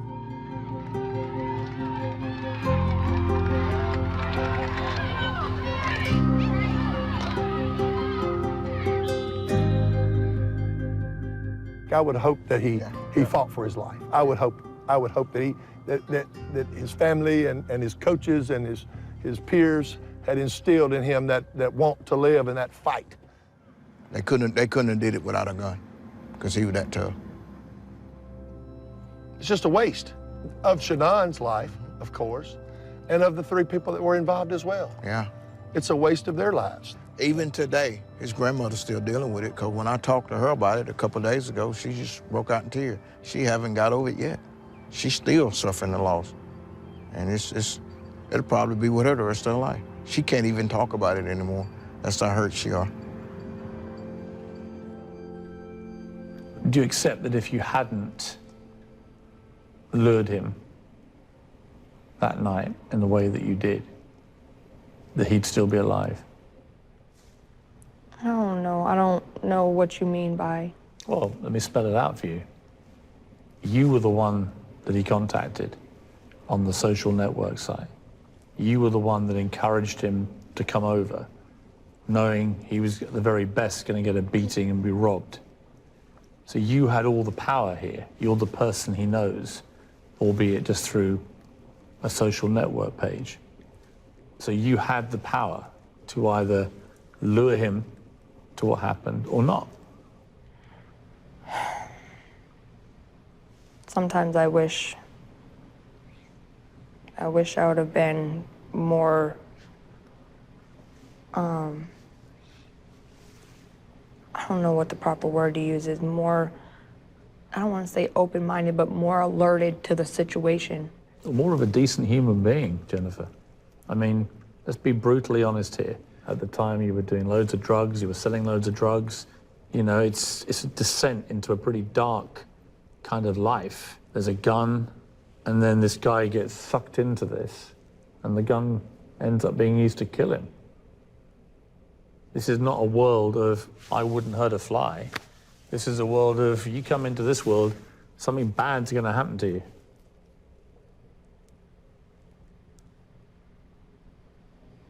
I mean, people have their own opinions. It is what it is, but also at the same time, he didn't deserve to die. He didn't. And, you know... What I'm trying to get inside is how much responsibility you're prepared to take. Like, you're serving life without parole. As things stand, you'll never come out of here, right? You have nothing to lose by being completely honest about this. And I hear you saying, I'd never heard a fly, everybody knows that. And then I also hear you say, yeah, I got this guy over and he was going to get beaten up, he was going to get robbed.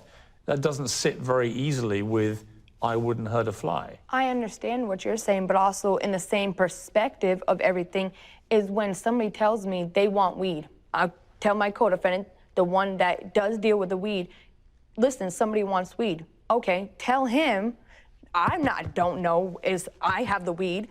Tell him I have the weed and we'll meet. Okay, that's what I do. You introduce him to the two guys and then you disappear. Why do you disappear? Because I thought they were going to just, I don't want to say beat him up because it was 2 against 1, you know what I mean? Not both of my co-defendants aren't like big guys, you know what I mean? But for one dude, you know what I mean? I thought they could, get what they were going to get from him and then go on about their business. But get that how? By physically dealing with him? Yeah, not, trying to kill him. Because who would want, now this is how I think, why would somebody want to kill somebody over whatever, how much a half ounce of weed is, what, $55 or something like that, $55 or $60. Why would somebody want to kill somebody over that? I still, to this day, I don't understand that. He was killed because he put up a fight. He's a big guy, it turned out. And he's got these 2 blokes trying to rob him. And so he puts up a fight, as a lot of people would. You know that he's going to get robbed, and you know he's going to get a beating. It's not a massive leap to imagine, particularly if there's a gun in the house, but that's that this could escalate very quickly to something very nasty. I mean, how shocked really could you be? People ask me all the time, they're like, did you know about this gun? I was like, no, I didn't know there was a gun involved until after I got arrested. Right, but you did know that they had a gun? No, I didn't know. I did not know. You told the police that you were aware of the gun a week before? No, after the fact, after everything happened, of course I knew there was a gun because he was shot and killed 3 times. But you told the police that you were aware a week before there'd been a gun around? No, I don't remember that. I don't recall that at all because I didn't even know. If I knew there was a gun in the house that I lived in, I would have been in fear for my own life. So I don't want to say that I knew weeks prior to all this that there was a gun in the house. No, that's incorrect.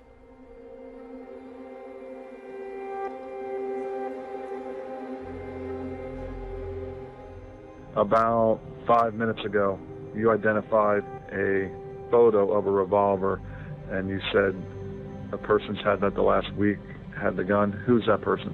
LeBron. Okay, do you know his last name? No, sir. Okay, and that's the person who has had that gun?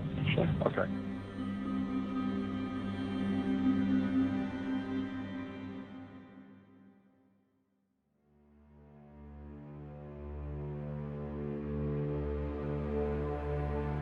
I don't give a damn who did it. I give a damn about proving they did it.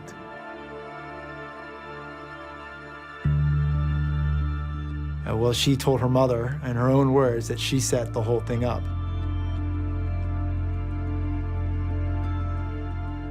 Even now, it's like I still don't understand why they shot and killed him. But LeBron had to sit there and kill this young man.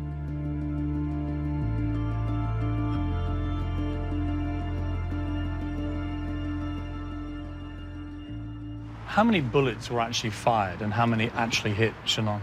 It was a 6-shot revolver. All 6 shots were fired. 4 struck Shannon Griffin. 3 of them went center chest, just a little bit over by the right side of the nipple. 1 hit through the shoulder and was a through and through. The 3 that went in the chest stayed. The through and through, when it passed through his body, changed direction and impacted on the building. And there's also where you can see a visible sign back there. That's where we believe the 6th round also impacted. One of the really perplexing parts of all this is that having shot Shannon dead, these 2 guys leave the gun at the crime scene. The fact that they left the murder weapon behind certainly indicates the panic that was going on with them, depending on which one you want to believe left the gun. As Shannon was left for dead in the alleyway, Jennifer, her boyfriend Lamont, and Laron fled to an apartment on the other side of the city.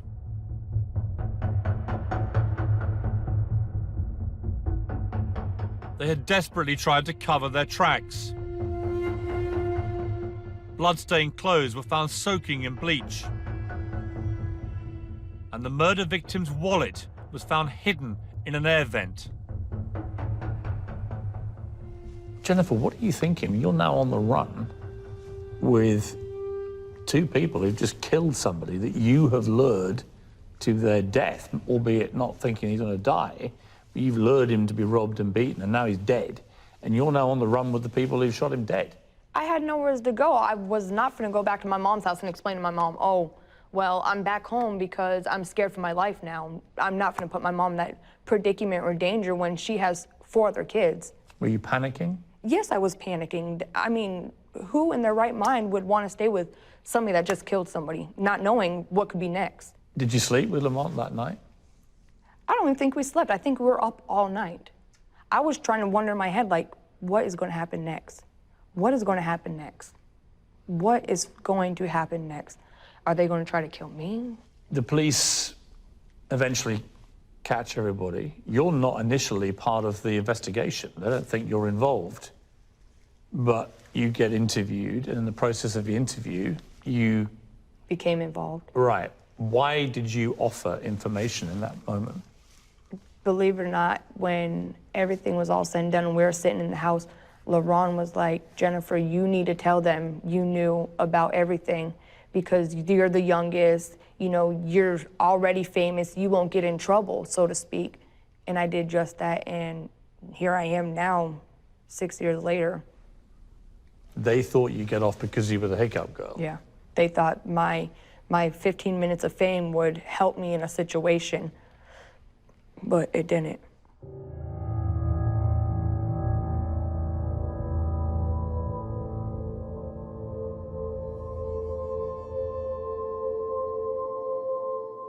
Ms. Mee's admissions to Detective Wawrinski, evidencing her willingness to engage in this violent conduct in this case and her lack of appreciation for the consequences of such conduct, speak for themselves. The only 2 possible sentences, if she were to be convicted, are the death penalty or life imprisonment.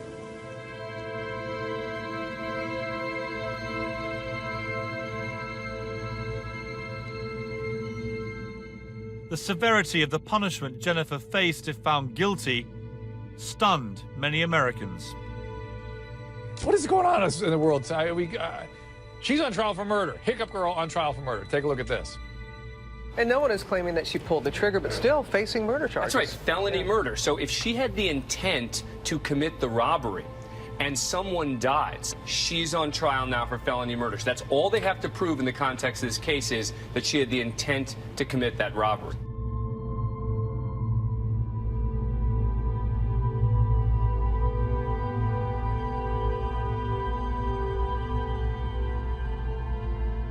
You offered to do her case pro bono, so you wouldn't take a fee for that.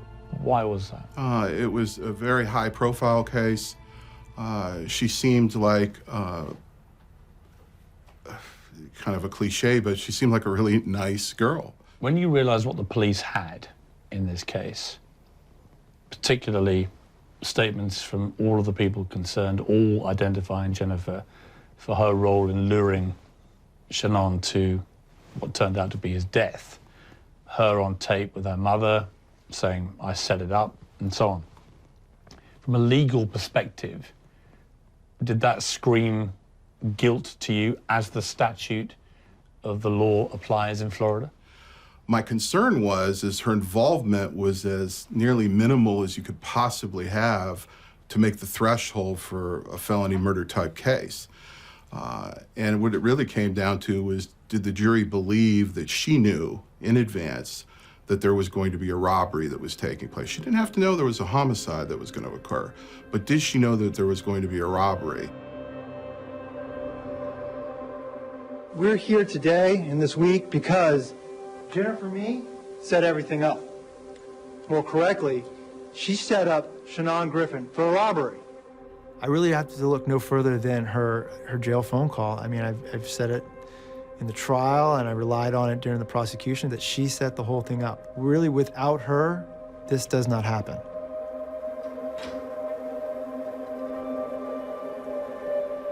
Why are you in jail for murder in the first degree? Who'd you kill? I ain't killed nobody. Well, then how are they charging you with murder? Because I set everything up. I'm sure for a jury hearing her own words to her own family that I set this up, that it was a robbery, I'm sure that was incredibly compelling for them. It's not a detective, it's not the police saying she said this, it's her telling her mom.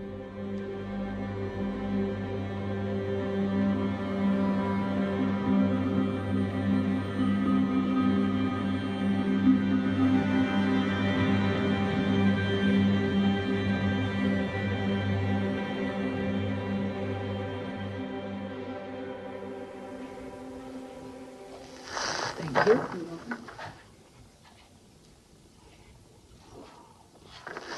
Okay, would the defendant please rise? Madam Clerk, you may publish the verdict. We, the jury, finds as follows: the defendant in this case, defendant is guilty of murder in the first degree as charged. So say we all. The jury having found you guilty of murder in the first degree, Miss Mee, I will adjudicate you guilty and sentence you to life in prison without parole.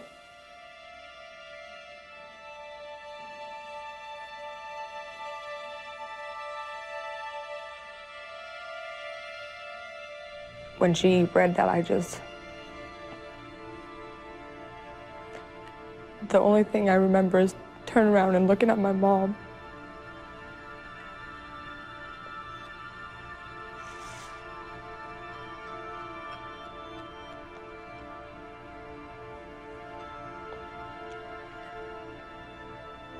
And I knew right then and there my life was over.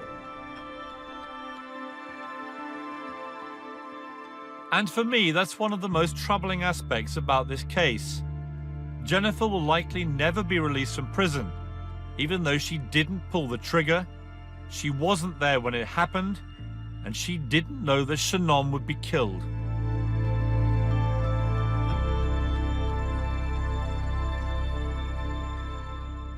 I mean, short of hearing your daughter is dead herself, to hear that she has gone to prison in her early 20s for the rest of her natural life, with no possibility of ever having any chance of getting out.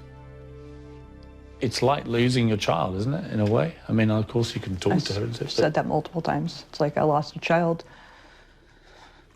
I died inside. It was pretty rough. There was a lot of crying. Did you assume, were you led to believe by the lawyers that she was going to get off?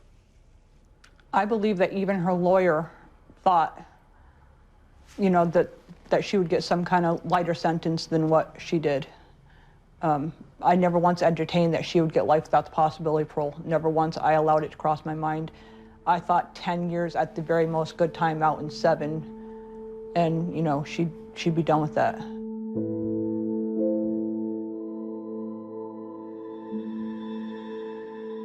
John, I practice down here in South Florida. I've handled cases like this. I'm still troubled by the plea bargain because I'm bothered that she got a life sentence for this, the same way as if she had pulled the trigger. And while legally that's the case, in terms of sentencing, I think it's too harsh. So let's go back to the plea.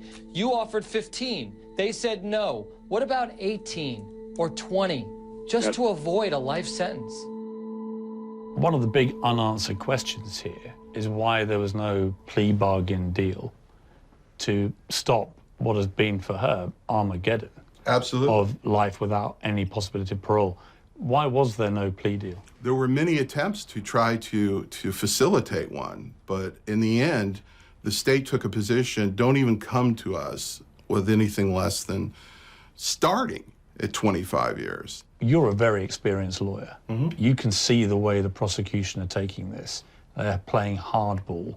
If she's convicted under the pretext that they're charging her with, she's never coming out of prison. Is it not then your duty to say to her, this is likely to happen. You need to take this deal, even if it's 25 years, even if it's 30 years? I don't think it's our obligation to say you need to take this deal. I think what we need and what we did do is say, this is what the evidence is against you. This is what they're going to argue. There is a substantial possibility of a conviction in this case, which means you'll get life it just simply, that didn't come up in that fashion. She was adamant. She wanted to move forward. She was willing to run the risk. It wasn't just myself. All the attorneys involved in this talked with her about that, even during the course of the trial.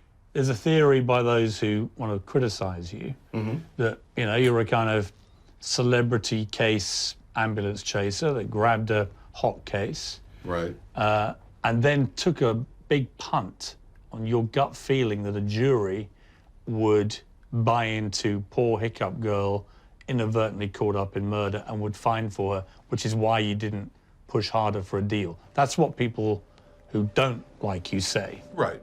And I've heard them say that. And that's fine, but that's not what happened in this case. What happened in this case is she understood, Jennifer clearly understood, that there were options.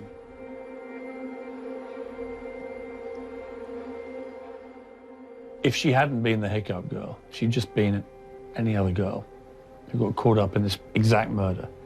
Let's play hypotheticals here.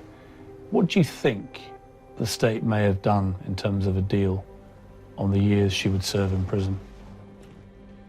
I would say I would have gotten her 10 years or less. Wow.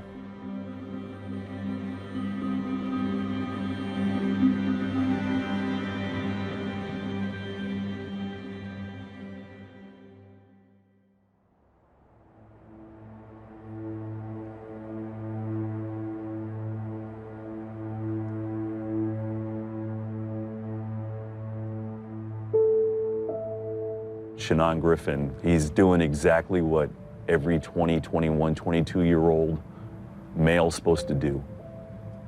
Work, go meet girls. And he wound up dead. Jennifer Mee's fame as the hiccup girl affected the public perception and the fact that people were just more shocked that she could be involved in a crime like this, where someone ultimately dies. I personally think some people probably deserve the death penalty. In this case, they don't. They need to live that life out and think about what they've done every day, and to me, that's more of a punishment, if they have a conscience.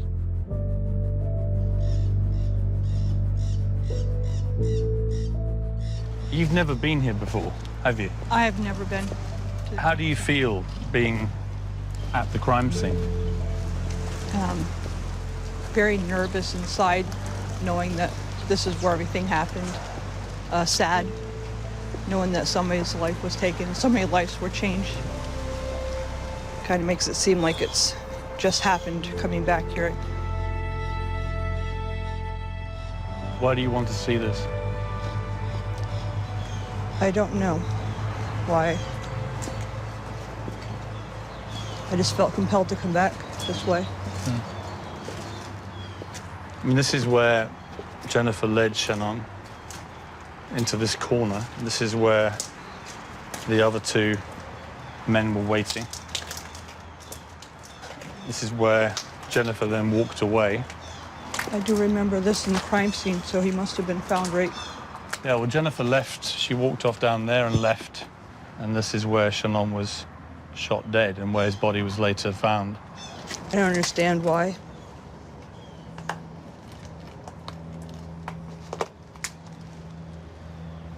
How do you feel standing here? Very sad. Shannon shouldn't have died. Those things should never have happened. Young man, 22 years old, never got to enjoy life. I wish I could do something to change everything that night. And I know I can't. I'm sorry for you.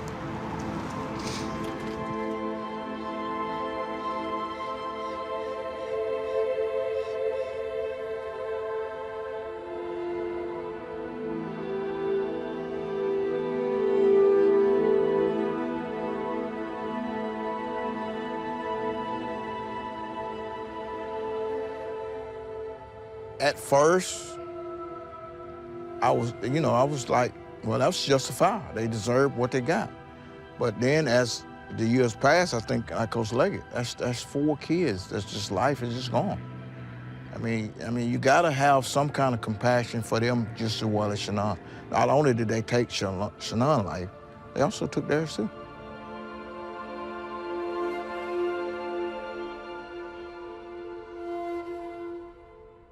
Do you feel you deserve to be called a murderer? I know you've been found guilty of first-degree murder, but there will be people watching who, even though they hate what you did, they will think, well, you weren't there, you didn't know he was going to be shot dead, you weren't directly involved in this murder. Why are you here for the rest of your life for murder? I mean, do you feel that a bit? I don't feel like I should be called a murderer, no. Now, do I feel like I should have gotten time in prison? Yes. The amount of time? No. But then when you actually sit and let it wander through your mind, sometimes I do, because he's never going to be able to see his life. So without him seeing his life, how I feel, even though I wasn't the one who actually pulled the trigger, but because of my co-defendants, I'm just as guilty as they are. So you come to terms with that? Yeah, but then also in my mind, you know, there are people that have hearts. There are people that will see. Give her a second chance. Let her be able to, you know, show the world she's not this cold-hearted killer, murderer, whatever people make me out to be. What are the things that you're saddest about being in here for the rest of your life, in terms of what you will now not be able to enjoy?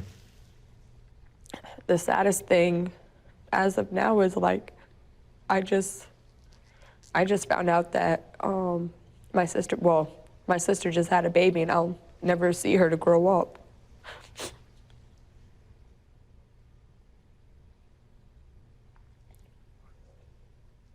For a robbery of $60.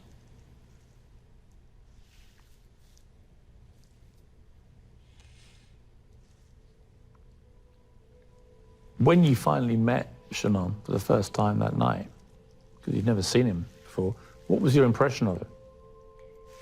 He was very handsome. I don't really remember what he was wearing or nothing like that, but I do remember he was a strong-built man.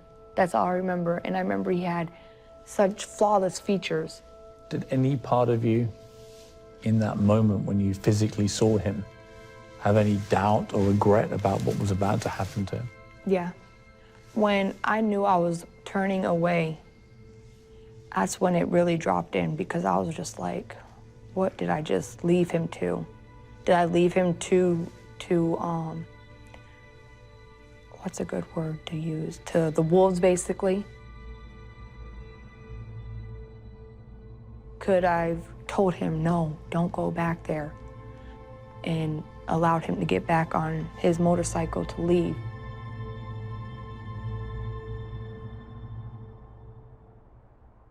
I wish that I could just have stopped it right then and there.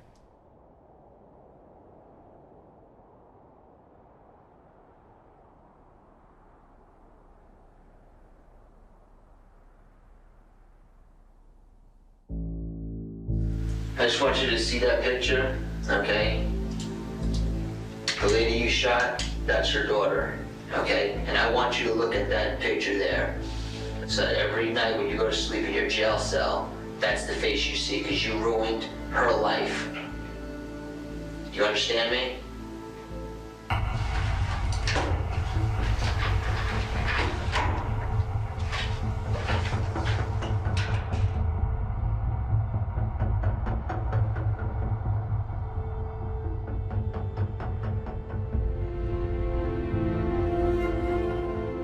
Think about how a contract hit goes.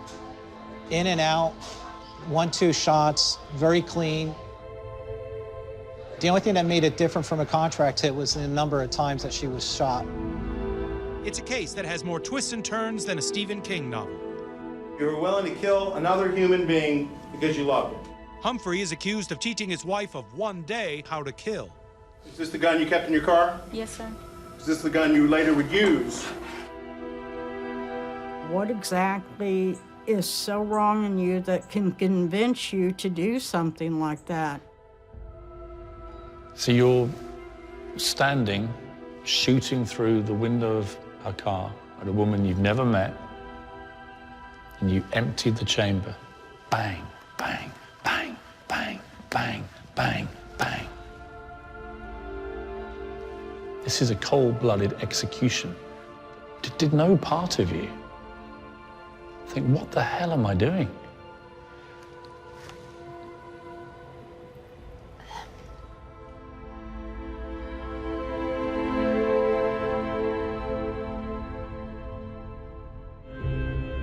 Prosecutors say she sat in a rental car off the Courtney Campbell Causeway outside the bar where Roso worked, followed her home, and shot her 8 times. Late one night in July 2003, Sandra Roso, a bartender and former model, pulled into this garage at her home. She had no idea someone was waiting to kill her.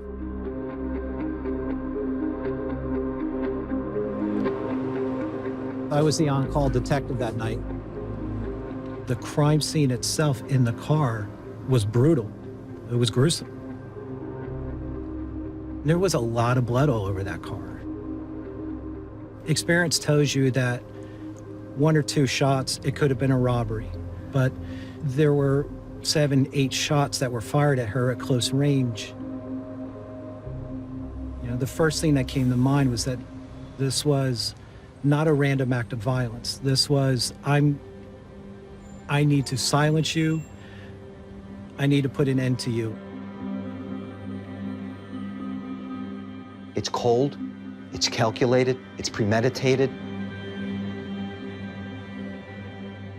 It was very terrifying for Miss Roso, and we know that because she was in the driver's side of the vehicle, but she wound up getting shot all the way over on the passenger side of the vehicle. We believe she was trying to escape out just to get away from the person who smashed on her window with a gun and then started opening fire on her.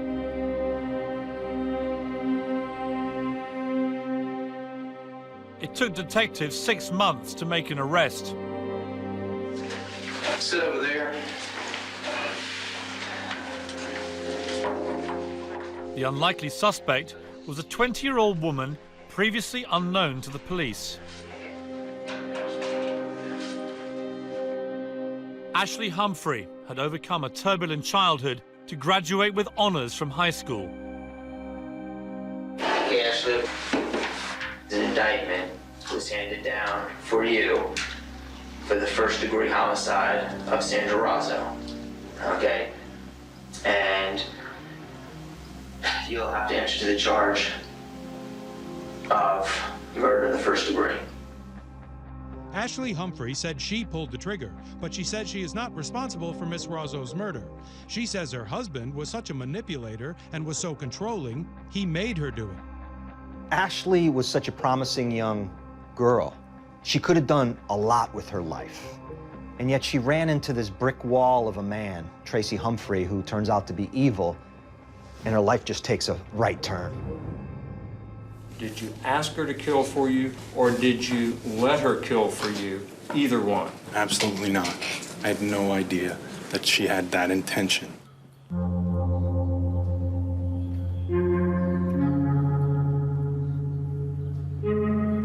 I've been given 1 hour to interview Ashley.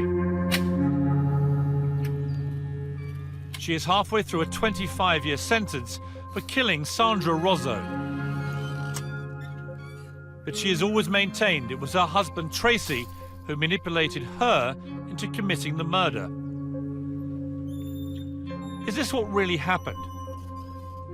Or was Ashley a cold and calculating killer who knew exactly what she was doing?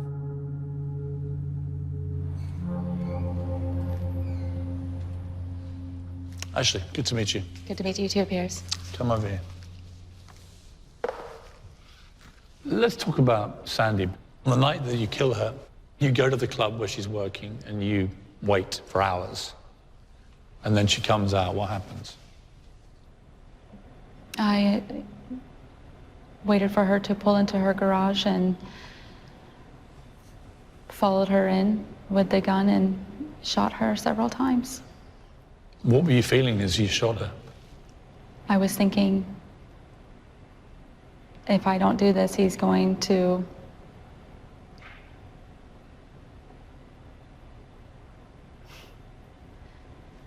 be angry. And I was thinking that I wanted to get it over with. And I really wasn't feeling much. How many times did you shoot her? 7 or 8. I remember there were no more bullets in the chamber. So you're standing, shooting through the window of a car at a woman you've never met. Bang, bang, bang, bang, bang, bang, bang. And then you stare into her face for several seconds. Why do you do that? Tracy wanted me to look into her eyes. He said that there was a look. What is that look? What are you looking for? There was a vacancy there.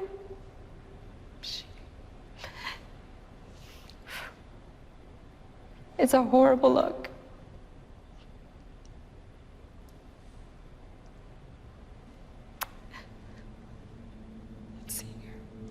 I'm seeing her right now, I'm sorry.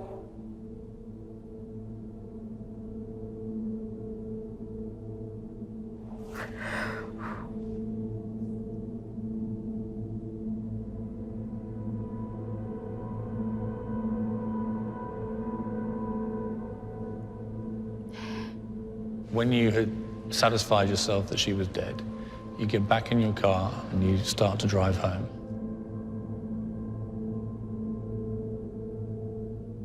And you call Tracy to tell him that you've been successful, she's dead. Tell me about that call.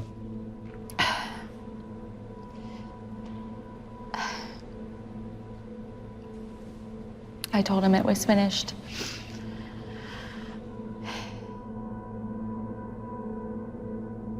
And he said he'd ordered pizza, or he was going to order pizza. And I asked him for double cheese. You've just pumped a random woman you don't know with 8 bullets. And the only thought in your mind is how much cheese to have on your pizza. I mean, this is the stuff of a complete psycho. That's what people would be thinking themselves.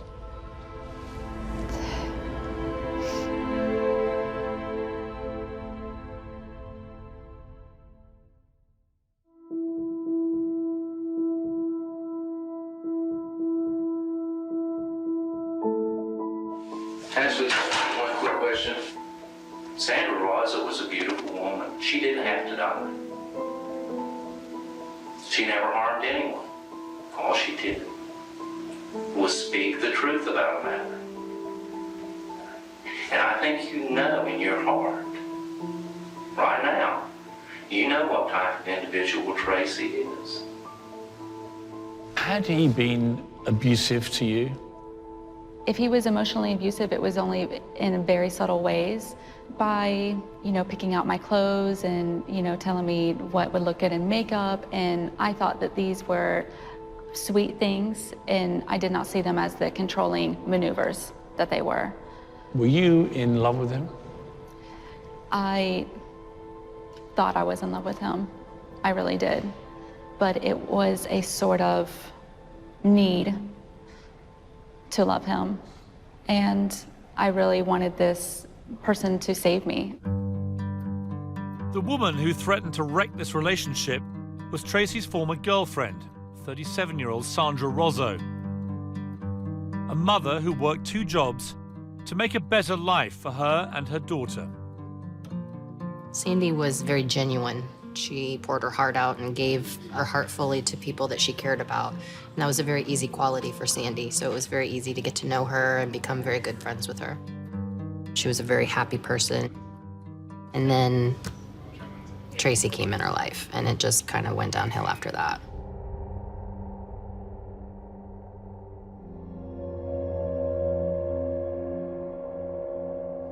Sandy and Tracy first met at the beginning of '02 when we opened the Club Inferno. They pretty quickly developed a personal relationship and a sexual relationship. From that moment forward, they had dated on and off. I would characterize Sandy and Tracy's relationship as volatile. Tracy had not long been out of prison when he met Sandra. He had served nearly 3 years for assault and battery. Sandra was completely unaware. So I got a phone call early in the morning. Sandy had called me frantic and hysterical, crying, and she was terrified.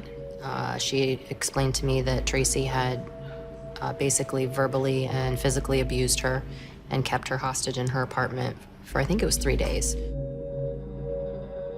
I think she was slightly fearful because pressing charges meant that he was gonna go to prison. And he made it very clear to her that he was not going back to prison and that he would do whatever it took to make sure that didn't happen. When did Tracy first mention Sandy to you? And did he tell you that he was facing this court case involving an alleged very serious sexual assault, possibly rape, where potentially he might go back to prison for 10 years? He did not tell me about her until he knew I was enamored with him. I was living with him at this point. This is when he brings her up and just starts telling me that she's full of it and wants to put him in prison because she was mad that he broke up with her.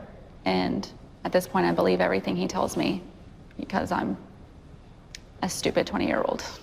What strikes me immediately, having met you just for a few minutes, is you're not stupid. I mean, you're an intelligent woman. And you weren't like 15, you were 20. Are no alarm bells ringing with you at this stage about this guy? None. Unfortunately, I have to be honest, and nothing was saying get away.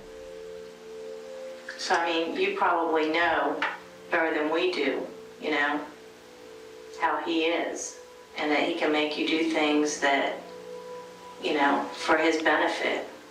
I spoke to Ashley very briefly. We exchanged some letters, spoke on the phone once, and that was it. Now she's had years and years to contemplate it all. It's different, but at the time, you know, it was very raw. But when you look at all the circumstances and all the evidence in this case, you understand that Ashley Humphrey was Tracy Humphreys' weapon. Humphrey, prosecutors say, taught Ashley Humphrey how to shoot and load a gun. He called the shots. I think that she was following orders. I don't know what he did to manipulate her, to change her entire being, but whatever he did, it worked. This case became a sensation in America. People wanted to know how a young woman with no history of violence could be molded into a murderer. But what really baffles me is that she had the opportunity to come to her senses and stop this madness. Because incredibly, she tried to kill Sandy once before.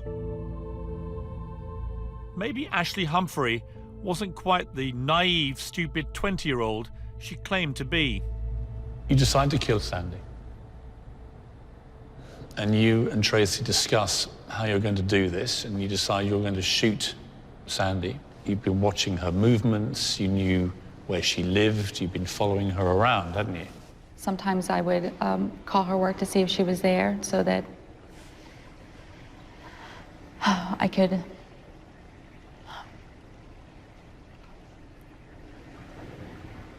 commit the crime. I mean, there's an awful amount of pre-planning going on here. It's not like this is a crime of spontaneous passion. No. You know, for weeks you're stalking this woman. When you get to the day when you try and shoot her the first time, tell me exactly what happened. She came out of her job to her car. and I was waiting in a parking lot nearby with the rifle in the car, and I shot at her. There was a loud report, of course, and I remember she ducked and looked around. You failed to kill her because the bullet fired straight into the wing mirror, which deflected it away from her. Otherwise, she'd be dead in that moment. That's very true. You're training your sights on her like an assassin. This is a cold-blooded execution of a completely innocent woman who's done nothing wrong. Did no part of you think, what the hell am I doing? No. No. I was numb.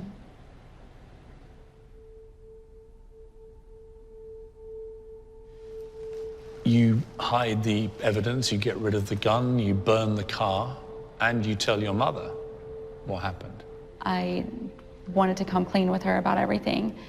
And I had just a moment of clarity where I was considering going to the police and telling them everything. And then in the middle of me telling her what was happening, he showed up looking horrible and pathetic and begging me to go back with him. And I did. What did your mother say to you? She was screaming for me not to go. She was horrified. Less than 1 month later, Tracy married Ashley. Under American law, couples cannot be compelled to testify against each other if they commit a crime during their marriage. We applied for the marriage license on a Monday, and we were married on a Friday. There were no exchange of vows or any ceremony. We went to eat that night at the Cheesecake Factory. That was all the fanfare there was. At what point did you and Tracy discuss another attempt to try and kill Sandy? The day after we were married, the July 5th, as soon as we woke up, he said, "You know you have to do this." And those were his exact words.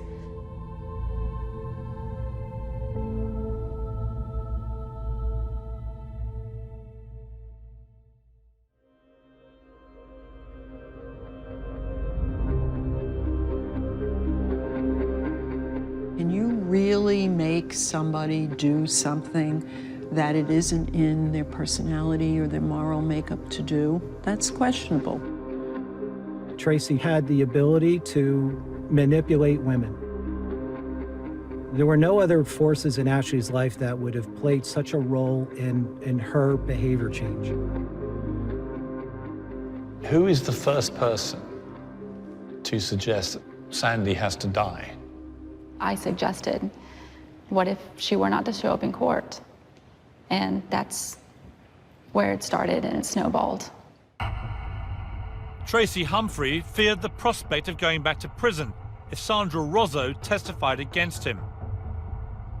5 weeks after Ashley's failed attempt to kill Sandra, she tried again.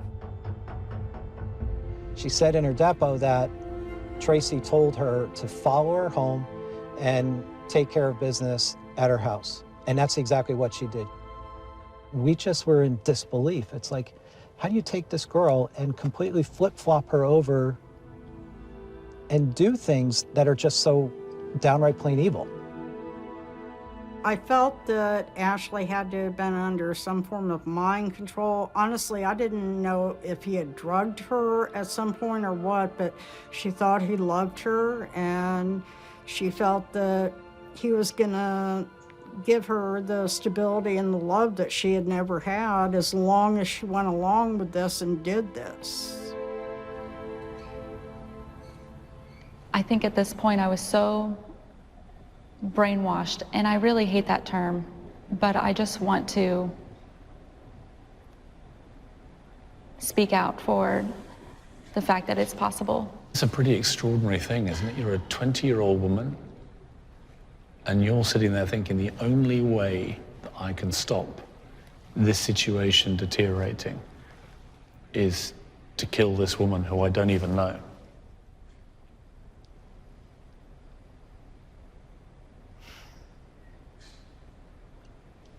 It's insane. Tracy was extremely manipulative, and he was so good at talking people into doing things that they wouldn't normally do. And I think that he... But if I can just jump in there, I mean... Sure. Of course, you can paint a picture that he's the controlling, manipulative, devious person behind all this. But by your own admission just now, it's your idea. The manipulative argument doesn't really cut much ice here, does it? I mean, this is your idea, your plan. You're the first person who says we should kill her, and you're the one carrying through with it. I don't think it was his idea, but the words just came out of my mouth. They were... Come on, Ashley, come on. I'm not stupid. You know, you're getting some mental raise from him saying you must commit murder. No, you had the idea. You suggested it to him. It's from you. And it's not good enough to just say it's what he was thinking. He hasn't said it.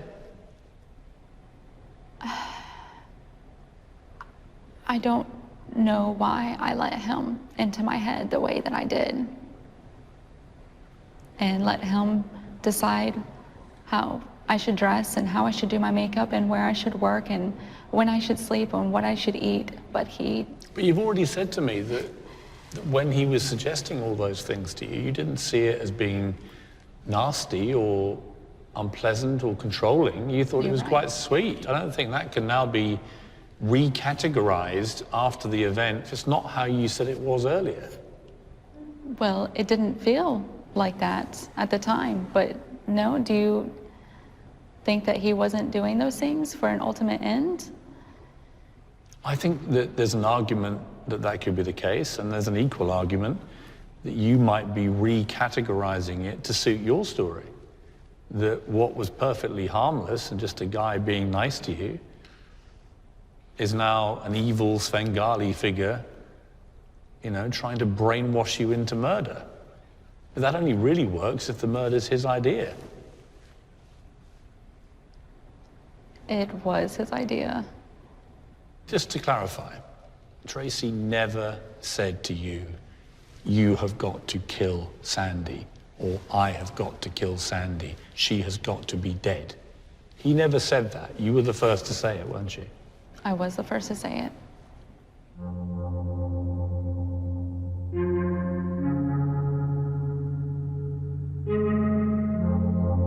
She shot her 8 times.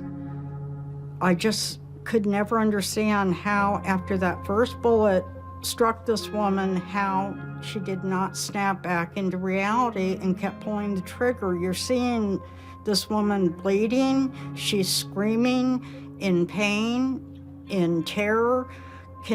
How do you fire 7 additional shots after you actually visually see what you did with that first bullet? No matter what kind of mind control you're in, how can you not snap back into reality after that first bullet struck this person?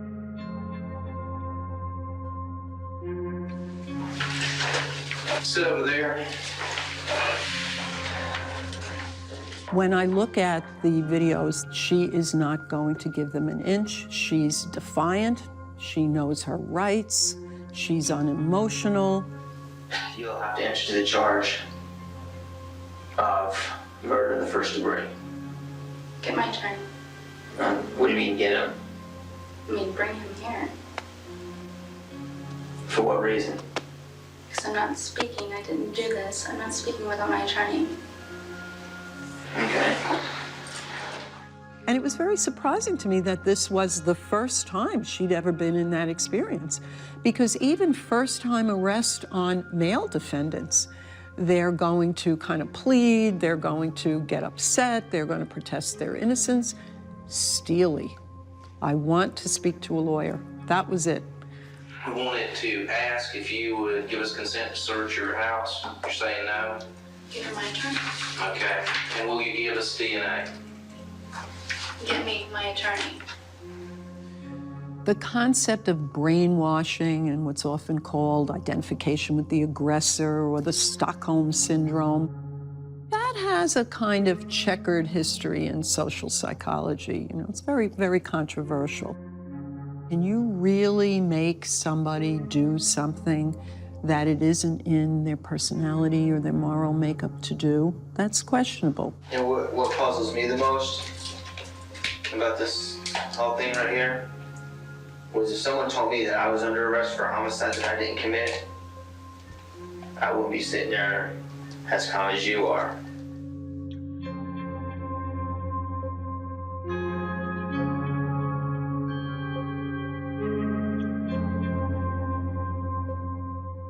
I know that he has a terrible history, and maybe he's a terrible person, I don't know. But Tracy explained to me that Ashley was very jealous, very insecure, did this on her own, came home and told him about it, and he panicked. And he was like, no, what the F did you do? It was focused on him from day one to get him and to alleviate Ashley, his wife, from the responsibility of being a premeditated murderer. She is. That's not disputable.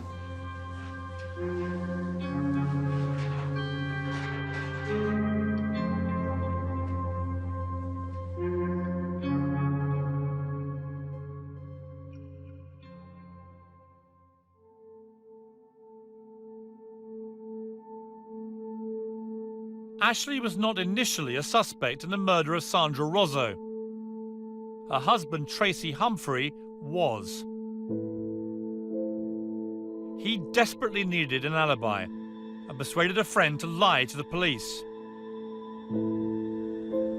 He tells you that this girl that he's been accused of battering and he's facing this court case has been murdered. Yes. In that moment, do you have any immediate suspicion he may have been involved? No. I never saw anything remotely violent in him before. When did he first say to you, I want you to be the alibi? Probably about 30 minutes after I got there, he said, I feel backed into a corner and I don't know what I'm going to have to do if you don't go along with this. I felt that as a threat, but I still was struggling with the fact that this is my friend. Did you see Ashley after the murder? Yes, the same night. In the gym? Or? Yes. And how was she? She seemed very tense. She said she was sick, but she seemed very tense, very stressed. And oddly enough, I don't know if he just decided spur of the moment that I was going to be his alibi, but she didn't seem to know anything about it until she walked into the room. He said, isn't it nice that she's going to be our alibi? What happened next? That's when he started really showing the kind of person he was. They both moved into my house. He said it was because her stepfather was threatening her. He kept an eye on everything I did, where I went, anybody I talked to. I would see him sitting on my couch if I would get up in the middle of the night, just staring at my door. I mean, that's very intimidating. Oh, it was terrifying. Toby told the police she had been with the couple that night at Tracy's apartment. But their story was about to unravel. Tracy's cell phone was hitting off of a tower near where he was living. Ashley's cell phone was hitting off of a tower very close, within a block or so of where the homicide occurred in Pinellas Park. That changed the direction of the investigation from Tracy Humphrey being the only person that would have committed this homicide to at least Ashley being involved. Detectives began to suspect that Ashley was the killer. Had she acted on her own or planned the murder with Tracy? They needed more evidence. Now you've lied to the police. Yes. and then it gets very serious Oh, because the penalty for perjury and for lying is very serious. Mhm. When you realized that they were able to prove that this alibi couldn't be true, Mhm. your heart must have sunk, right? Oh, yeah, I had a real problem with that. Did you believe it? When they told me the facts, I had to. I couldn't live in denial any longer. The police wire you up and say, right, we want you to record this guy. How long were you acting as an informant? I believe 3 months. I mean, scariest 3 months of your life? Oh, yes. We would give her a topic to bring up just to see what their reaction was. I was sitting in a surveillance van, listening into the live feed from the wire that Toby was wearing. And I gotta tell you, at times, I was on pins and needles. You could hear him doing something to her, and you could hear her say, you know, why are you touching me like that? And we all kind of looked at each other that he's feeling her for a wire because he's suspicious. I remember thinking to myself, this is insane. We need to talk. Why didn't you go? We need to talk. Huh? We need to talk. What?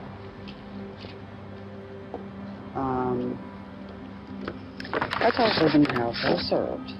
You were served? Yes. What?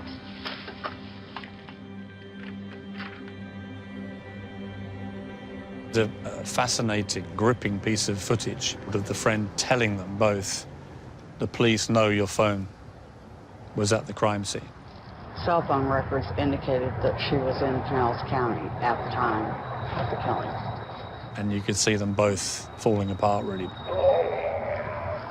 That was the one thing that I hoped wasn't true. Because they realize that the great cover-up has been exposed. Oh my God. That reaction was priceless because that was the one thing they didn't want us to find out. And when they knew that we knew where the phones were, that really hit them both hard. Can they say that I was at the scene like that? No. If they put her at the scene, that's it. And that was it. The police were now convinced the couple were in it together. Was it a big relief when they finally got arrested? At that point, that was one of the best days of my life. Obviously, your feelings have changed about Tracy, but they've also, I'd imagine, dramatically changed about Ashley. Surprisingly, I still felt a love towards her.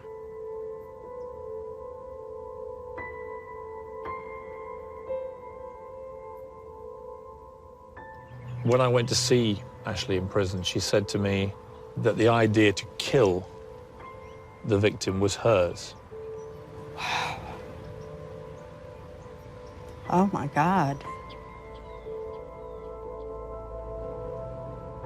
Right now, you're the only one arrested for the homicide. You by your lonesome.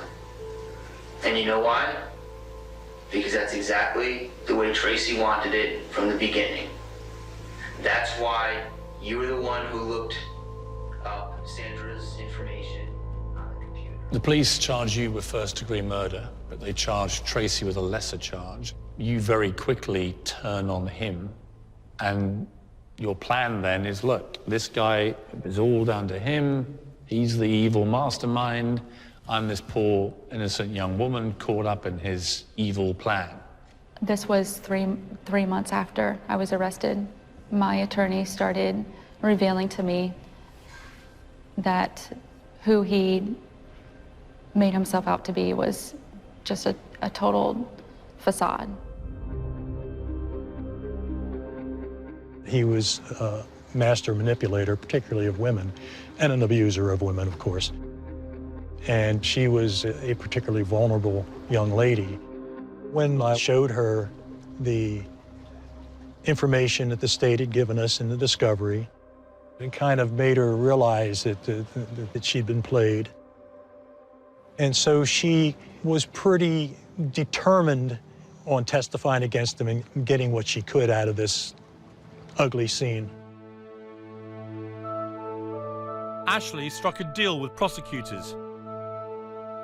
To avoid a life sentence, she volunteered to testify against her husband about the murder. Police say she killed a woman to keep her husband out of jail, but now the husband is on trial for murder.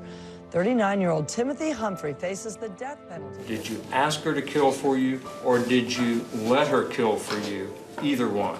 Absolutely not. I had no idea that she had that intention. Please have a seat in the witness chair, if you would watch your step. You had discarded the items. Yes, Whose idea was it to discard the items? it was his. He told me to. I loved him very much, and I did not want to lose him. So you were willing to kill another human being because you loved him? Yes. It took the jurors less than 3 hours to find him guilty of murder for masterminding the death of a former female friend who had accused him of rape.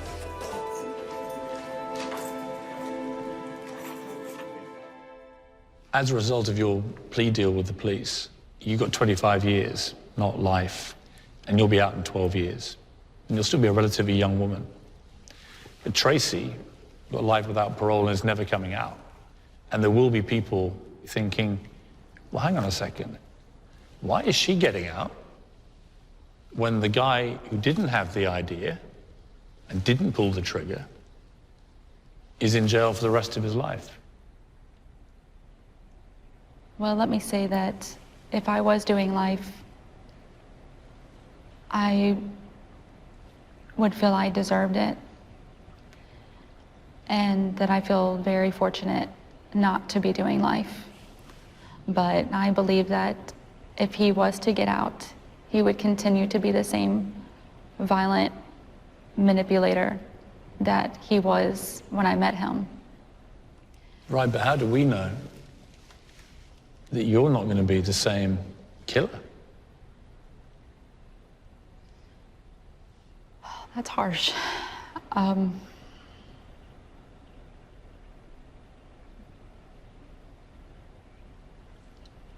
There is no hatred or violence in me. But you didn't hate Sandy. You're did you? right. You didn't even know Sandy. You didn't hate her. You had no emotion to her at all. You were just a cold-blooded assassin of a woman you had never met. Could it be, Ashley, that you just chucked him under the bus to save your own skin? Well, I certainly didn't save myself with a 25-year sentence. I'm still spending a quarter of a century. And But you'll be out before you're 50. You could have a chance to rebuild your life. And there will be people listening to all this thinking, doesn't seem fair somehow. What are your feelings towards Tracy now? Have you had any contact with him in 13 years? Do you want to have any contact with him again? no, every time I think of him, I feel like I'm going to be sick. I am trying to divorce him still, and perhaps soon I will have to confront him on a telephonic hearing, and that just makes me shake thinking about it. I don't want to hear his voice. It fills me with dread. See, here's the thing, Ashley. Having listened to the whole story, I suppose that, I can't decide here whether I believe you or not, because it's so hard to think that somebody who's no fool could be so in the thrall of this guy that she would commit cold-blooded murder, and not just on a spur of a moment, but planned for weeks. That takes you from being a criminal of passion to a really evil person planning a very evil act and carrying it out. Do you accept that? I accept what I did was evil.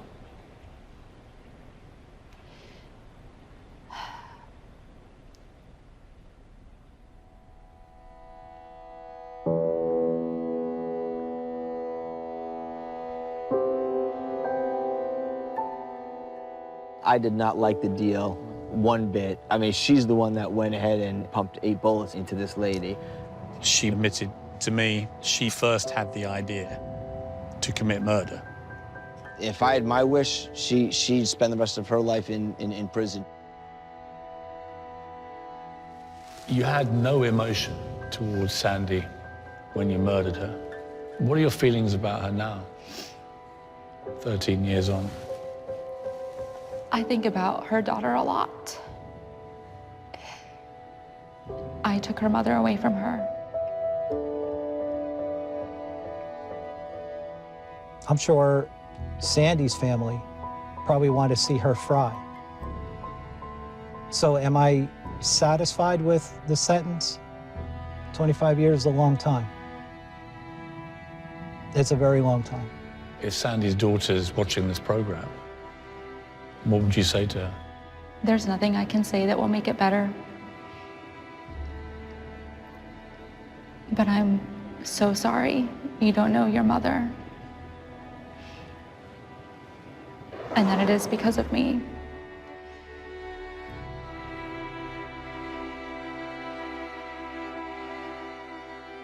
She showed remorse. She never said, I didn't do it, right? That's very rare when you have a person admitting to a crime like this. That's very rare. Most murderers, I didn't do it.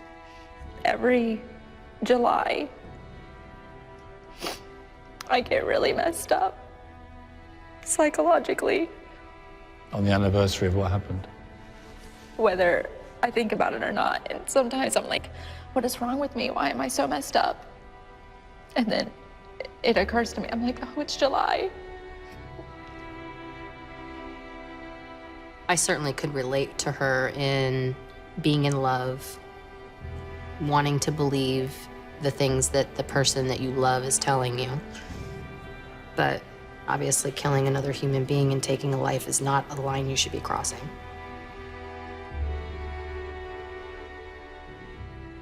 Thank you. Thank you.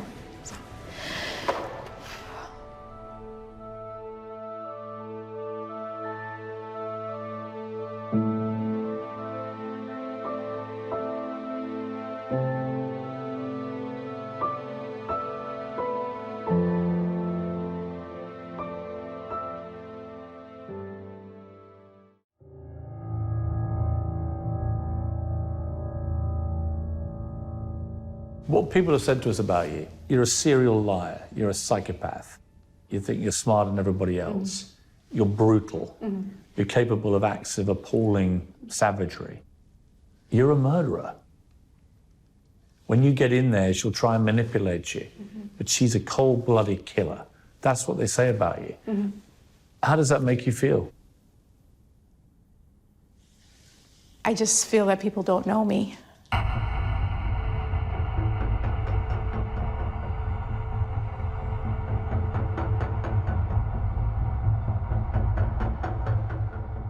Did the state prove to you that I was there on that day? Well, they can't do that.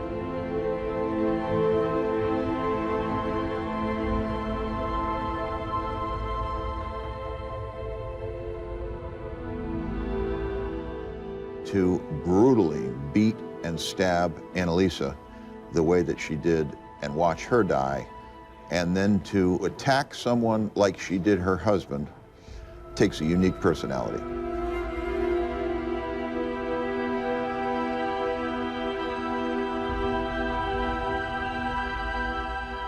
She's the one you don't expect, educated and comes from a good background. She's the one that everybody goes, it's not her. Sheila Davalloo killed one person and almost killed another person. I think she's probably one of the most dangerous people I've ever seen.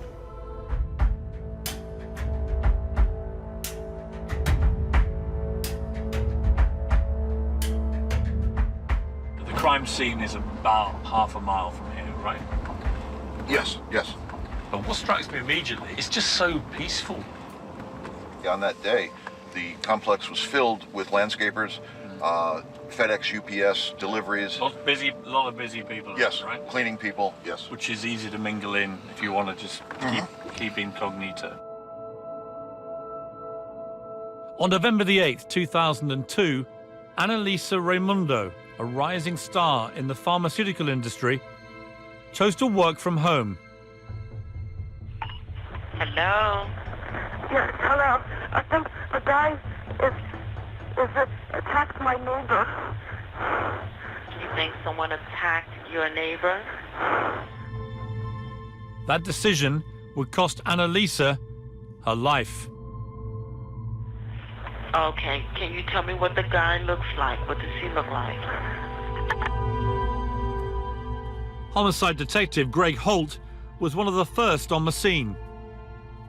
Right here, this is where it all happened. So that stairwell over there, that leads up to Annalisa's apartment, right? Correct.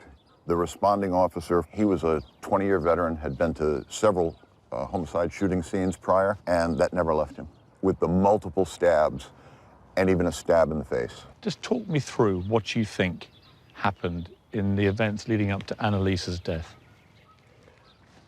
I think Davalu went into work that morning because she had to determine if Annalisa was going to work at home or here.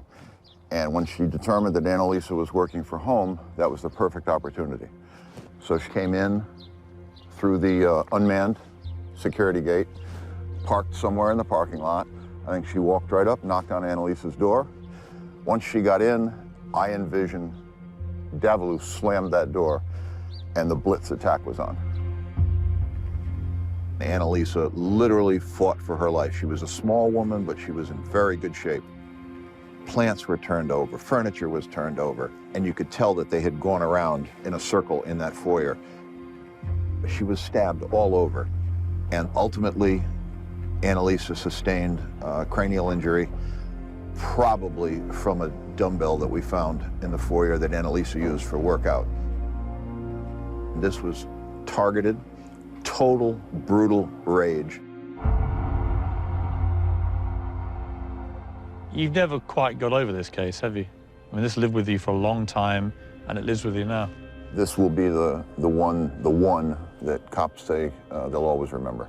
This is the one for me. At the time of the murder, Sheila Davalu also worked in the pharmaceutical industry. Highly educated and earning a six-figure salary, she lived in an affluent area of New York State. She seemed an unlikely murderer. But of all the women I've interviewed in this series, Sheila Davalu is the most dangerous. I have been granted 1 hour with her inside Bedford Hills maximum security prison. You've never given an interview, and you've been here 15 years now. Why have you now decided to talk? I haven't given one before because I felt that it really never served any purpose, because my battle is in the court, is with the law. That's where my focus has always been and still is. As we sit here, you're in the middle of a 25-year sentence for the attempted murder of your husband. The moment that finishes, you then commence a 50-year sentence for the murder of a young woman. You maintain that you're completely innocent, don't you, of everything? No, that's absolutely not right. What do you admit to in terms of guilt? I'm far from innocent. However, I think the story is nobody's really cared to delve into the story to see if there's another possibility. Here's the theory, that in the end, the detectives and the jury, everybody basically concluded was what happened. Mm-hmm. You fell in love with this guy at work, you're in an unhappy marriage, and you want to be with this guy, but you can't because he has this other girl he's in love with. And when you confront her and tell her about the affair, a fight starts, and you end up killing her. That's what everybody believes happened. It's not the truth, though. Isn't it? No. At first, police struggled to find any motive for Annalisa's killing. It would take 10 years before Sheila was convicted of her murder. This case was an extraordinary one for you. Why did it mean so much to you? When we sat down with Dr. and Mrs. Raimondo for the first time, I looked over and Mrs. Raimondo is looking at me, and she trusted us with this investigation of her daughter's brutal killing. And that just grabbed a hold of me and said, we've really got to run this down somehow. Annalisa was such an intelligent, sweet, kind young lady who was living a good life. No reason to believe that she was going to be targeted. Great career ahead of her. And just, I mean, this is just senseless. Have you encountered a more dangerous person than Sheila Davalloo? Although she comes across very, very mild-mannered, psychologically, I think she's probably one of the most dangerous people I've ever seen. They say that you left your building at work and that you had enough time between leaving and returning a few hours later to have committed this murder. There's enough time for you to have physically done it. Mm-hmm. I think that it's very important in a circumstantial case for the prosecutor to place me at the scene of the crime. So your conviction now is that you just went from work and you went home. I shopped, and I used to shop at a nearby health food store, and I went home. And my tower... You never went anywhere near Annalisa's apartment? Absolutely not. I am certain that I wasn't there in that area. My cell phone records shows that I have made a phone call 2 minutes after that 911 call at 12:15 out of Portchester, New York. If the prosecutor had cell tower records that would place me at the scene of the crime, he would have used them.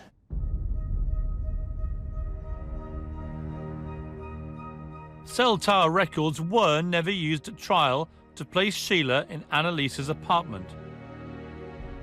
But she could still have been there. Trying to make sense of this murder seems to come down to this question. Is Sheila Davalloo really capable of viciously stabbing a defenseless young woman multiple times? In the weeks after the murder, she wasn't even a suspect. Greg, the strange thing was after Annalisa died, within a few hours, her boyfriend, Nelson, turns up. And his behavior is just a little odd. You come home from work, you pull into your condo, which is a very quiet area, you park your car, and all you see are police cars, crime scene vans. Your average person would just charge that police line and want to get into their house, want to see if their soon-to-be fiancé is okay. He went in the boat shed, laid down, and went to sleep. He, for quite a while, was your prime suspect because of his behavior until you established a cast-iron alibi for him. Correct. Once you ruled out Nelson, you really hit a bit of a wall because there's no obvious suspect after that, right? We had absolutely nothing. Then comes this breakthrough, this extraordinary breakthrough, which involves a completely different crime, way away from Stanford. Tell me about the breakthrough. I was home, and I get a phone call from one of the sergeants in major crimes, and he said, Greg, suit up and come on in. I'll never forget it. Quote, Annalisa's breaking wide open. 20 miles from the site of Annalisa's murder, a man had been found in a hospital car park with multiple stab wounds. This attack, seemingly unrelated to Annalisa's, eventually led police to a vital piece of evidence connecting the two cases. Within 1 hour, detectives had a suspect for the man's stabbing. His wife, Sheila Davalloo.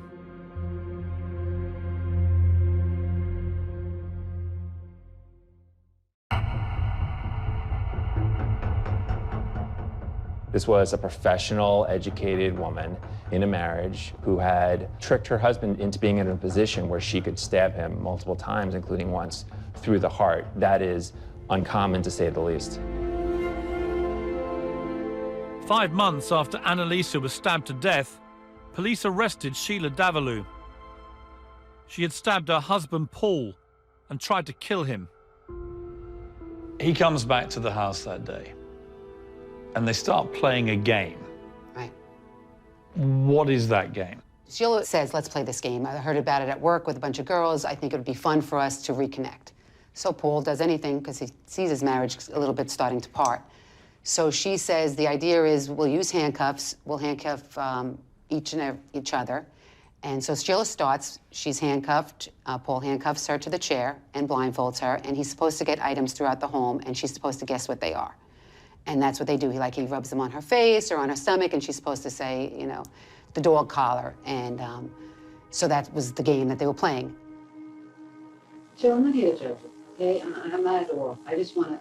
No, I mean, you think I did it. Well, I think something went wrong, yeah. I'm not Something saying. went terribly wrong, but I didn't. I'm not saying he did it with intent to hurt him. I'm not saying that. I just got to account for he's giving me a story that we're playing a game and everything was fine. And then he gets hurt. That way she can understand an accident happened. He's blindfolded. He said, you know, something went wrong. And, you know, but I'm trying to understand the second stab wound, which I know didn't occur at the same time the first one did. And I know he didn't do it to himself because it wasn't possible that it was possible for him to do it to himself. Tell me about Paul. What kind of relationship did you have with him? You were with him for years before you got married. Paul and I had a very weird relationship. This is the part where I think through tacit agreement or collusion, we had decided to not discuss at all because it's very embarrassing. And you played games. Yes. It's not that embarrassing. A lot of married couples do that. Oh, I don't know. Yeah, I don't think it's as uncommon as you think. It's uncommon from what I've heard in terms of, you know, owning handcuffs and... It's not. Okay, if you say so. Well, it's not something you want to mention in a court of law, I think. All right, did you say anything suggestive or anything like that to your wife? No. While you were doing this? Did you ever slip any item underneath your clothes or anything like that? No. At that point of our marriage, we weren't even romantic anymore, so there was no sexual aspect to the game at all. The first part of the interview that I did with Sheila, she was under the impression that Paul had died. She didn't know he had survived. We kind of let her think that he didn't make it to surgery.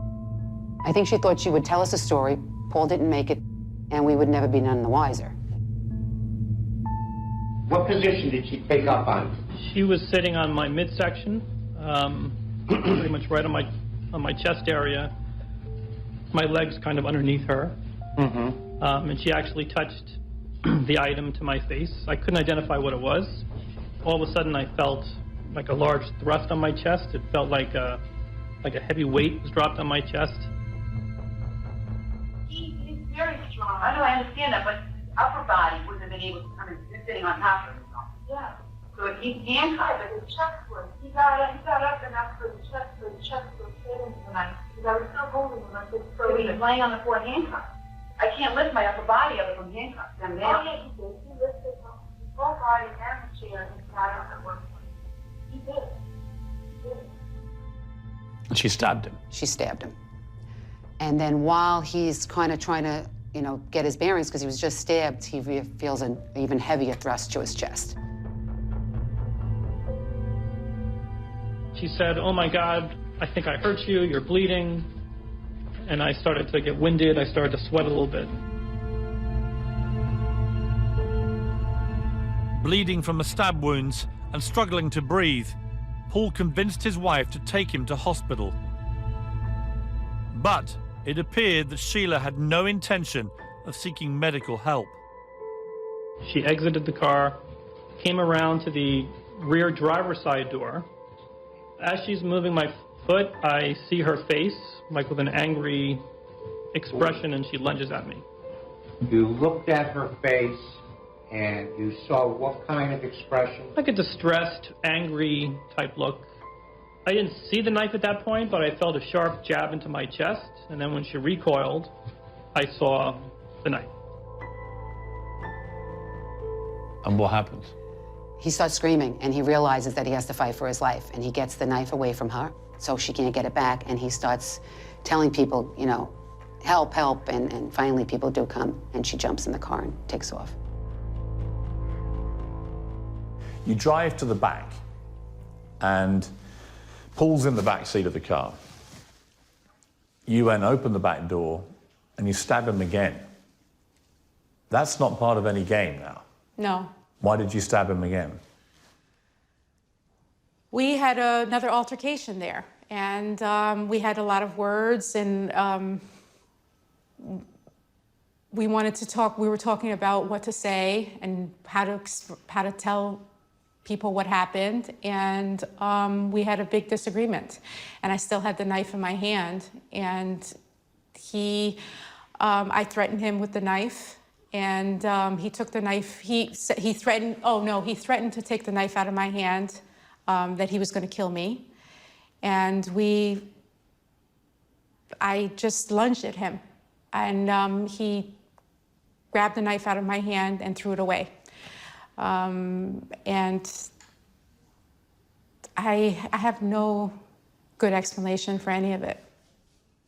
I mean, the fairly obvious one is, if you're not you, is that you're trying to kill him because you've had 2 goes at it in this game, and he's still alive, so he can tell perhaps the real story.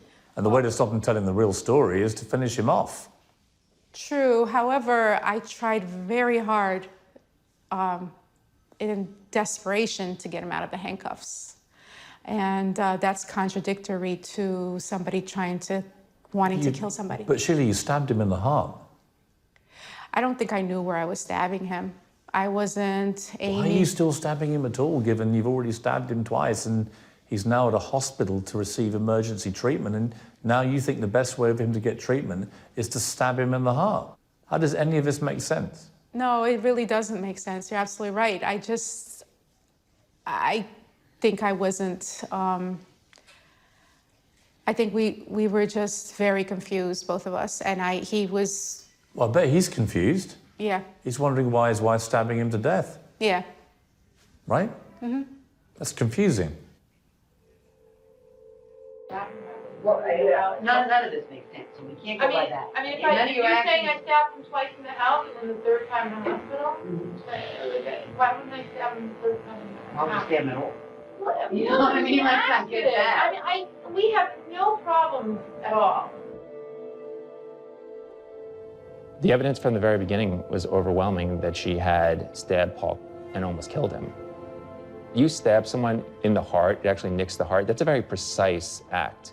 And the fact that he was immobile and she stabbed him in that area 3 times, 1 time nicking the heart, that's a very precise act that really shows intent to kill, because there's no other intent that's consistent with stabbing someone in the heart.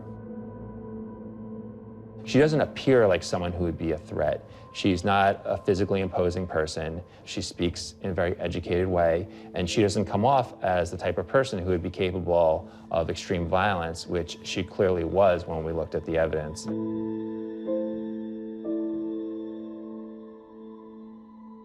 My inclination would not be that I could imagine you stabbing somebody as brutally to death as Annalisa was stabbed to death. Just doesn't seem like you would do that. But then I know about what you did to Paul. I think that plays, you're absolutely right, I think that plays. But why wouldn't it play into anybody's mind that you are clearly capable of committing an act of savagery involving a knife? He had used it earlier. On you? Yes. He'd used a knife on you? Yes. How?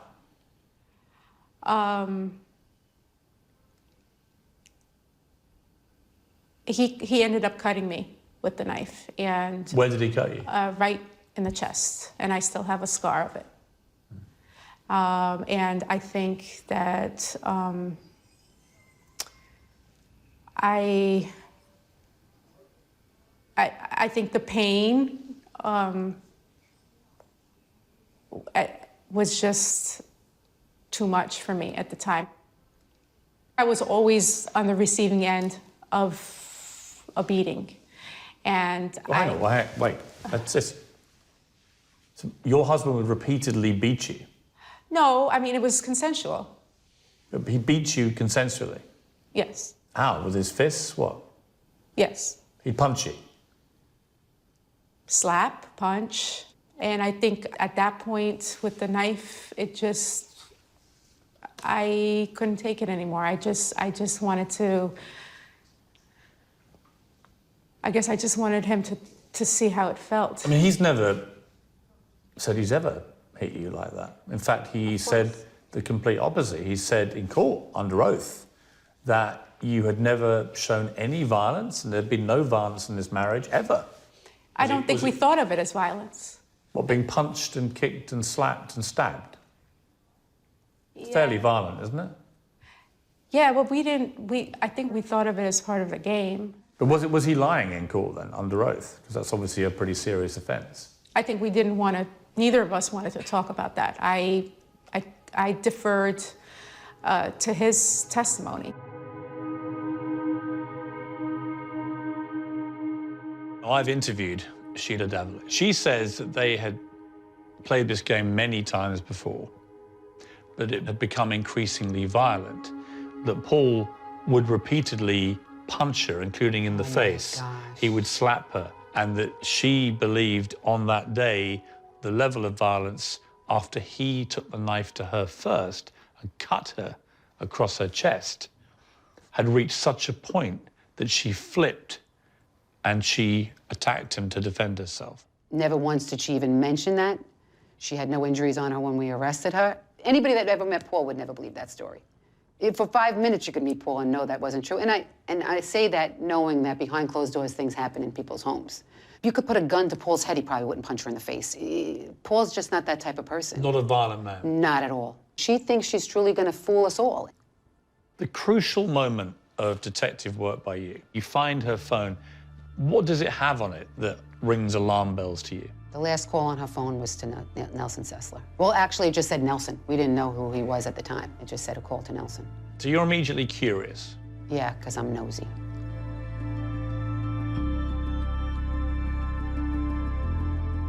Detective Carpentier came here with a phone, a cell phone that had a person's name in it from a crime scene they had over in New York. She asked if anybody knows anything about this Nelson Sessler. One of our guys here, Frank Lacona, says, wait a minute, that's the boyfriend in the Annalisa Raimondo homicide. They let me look at the crime scene photos, and they let me listen to the 911 tape. Yes, hello. I think the guy attacked my neighbor. Told them right away. I said, I just interviewed her for 10 hours straight. That is Sheila Davila. Nelson, who is Annalisa's boyfriend, is in Sheila's phone. There's got to be something going on here.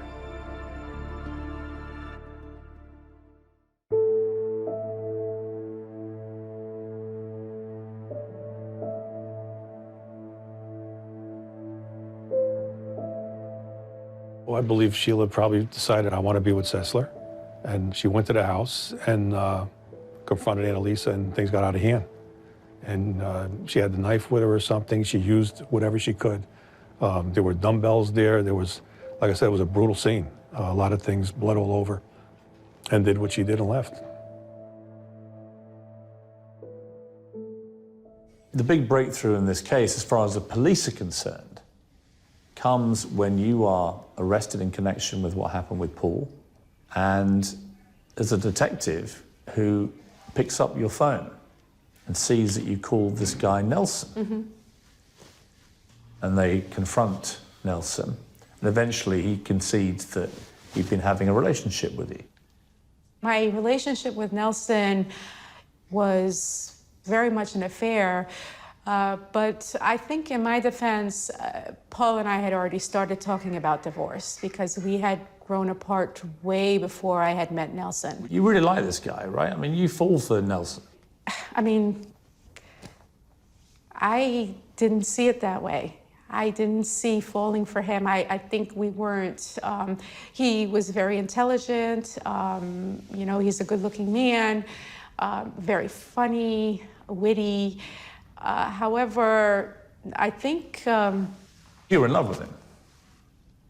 I don't know why you're shy of admitting that. I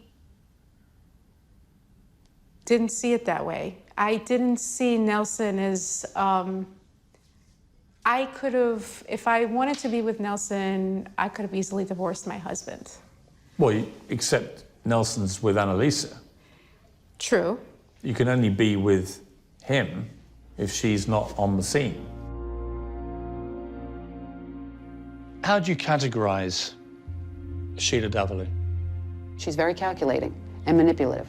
She can use people to get what she wants. So when Sheila Davalou looks me in the eye and says, it was nothing really important, I wasn't in love with him, certainly wasn't obsessed with him. Her obsession was extreme, to the point where she was Googling every street name, Nelson. She went to see a doctor, a psychiatrist, in September, months before Annalise was killed, because of her obsession. I mean, she was listening to all his voicemails at work. Nelson Cecil would be on a plane to Vegas, and all of a sudden, Sheila Davalou was sitting next to him. And she's like, how did we end up on the same plane? Sheila was now the prime suspect in Annalisa's murder, but detectives in Connecticut still had no hard evidence, until a sample of her DNA was taken when she was arrested for stabbing her husband. The real meat on the bone came with the tiny piece of blood DNA sample that you found on this tap. Correct. At Annalisa's home. Tell me about that. Tom called me one day and said, Greg, are you going to be home? Can I come over? And I said, oh, of course you can come over. And he knocked on the door, and he looked at me, and I'm, what, Tom? He goes, I'll never forget this. He goes, we got her, quote unquote. And I said, what? He goes, the DNA came back and it's Sheila's. That was overwhelming. Are you 99.9% certain that that was her DNA, or are you 100% certain? 100% certain, absolutely. There's no question in my mind. When someone is utilizing a knife in an attack, it's very common as you stab and you get blood on your hand, for that hand to slip down the knife and you cut yourself. I know she cut herself there. Then she went into the bathroom to at least clean up so I can get out of here in broad daylight. But I'm sure that she had blood. I'm sure she was disheveled. I'm sure that, Annalisa had pulled her hair. I mean, this was a drastic fight. I'm sure that she was the perpetrator in this crime. She was there. She was injured. She bled in that sink. There was still work to be done, but we knew we now had our perp. The obvious question, and it was one that the jury found overwhelming in terms of evidence, how could your DNA be anywhere near Annalisa's apartment if you had only been there once before? How do you explain it? I think it was the summer before, so... But way too long for DNA to exist. Way too long, you're absolutely right. You accept that? You accept it's way too long? You accept it couldn't have been from when you went there to the housewarming, right? Right. In fact, I've never been in that bathroom before. Right, so you've never been in the bathroom. Right. You'd been to the apartment once for a housewarming, but way before the time that any DNA could have been. Right, so you accept that? Yes. So how do you explain that your DNA is on that bathroom tap? Of the 50 or so sealed pieces of evidence, only one piece of evidence left the crime lab. And that one piece of evidence happened to be the sink candle that left the crime lab and was resubmitted to the crime lab. And I've been trying to, rack my brain and try to figure out why. Even if you buy into your theory that there was somehow some deliberate tampering to frame you, here's what I can't work out. You were not a suspect. It was a long time before anybody ever raised your name in connection with what had happened. If they had the DNA, and if it was conclusive. They didn't come forward with the arrest warrant until 5 years after. Well, they didn't want to rush it from their point of view. I just know what they say. You were doing a 25-year sentence. Mhm. They had plenty of time, and they decided to arrest you when they felt they had the evidence they needed. And it was pretty compelling to a jury. The other thing that was compelling was the 911 call that was made after Annalisa was killed.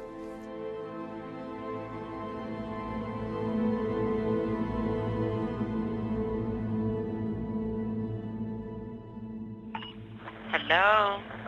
Yes, hello. I think the guy is attacked my neighbor. You think someone attacked your neighbor? Yes, yes.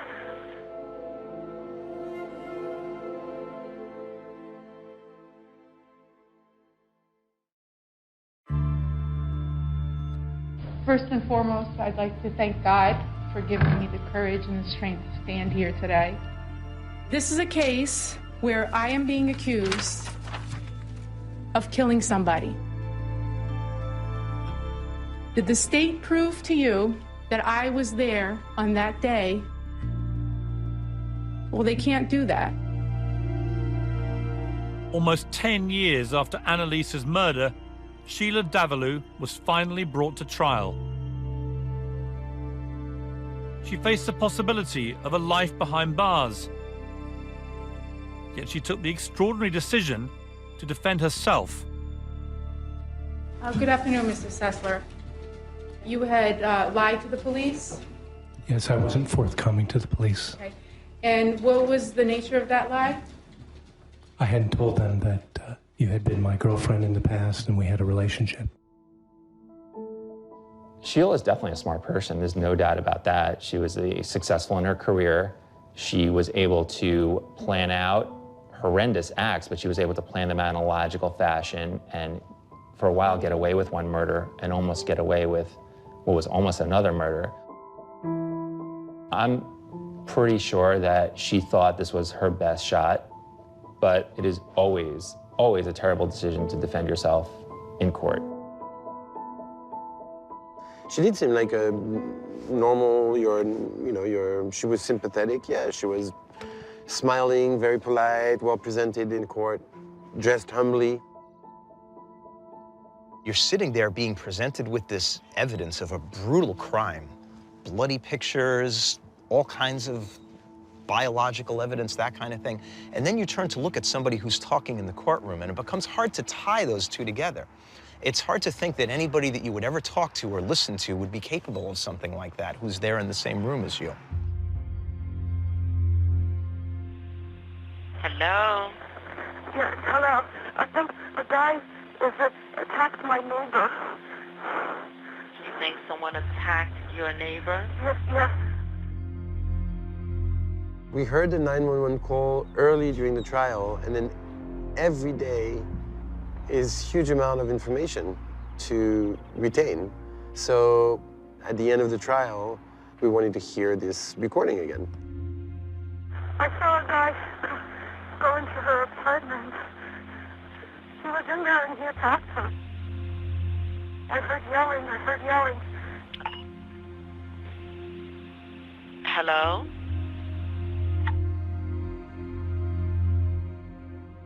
At the beginning of the trial, I don't think we had heard Sheila Davalloo's own voice enough to make our own decision as to what we heard through the 911 call.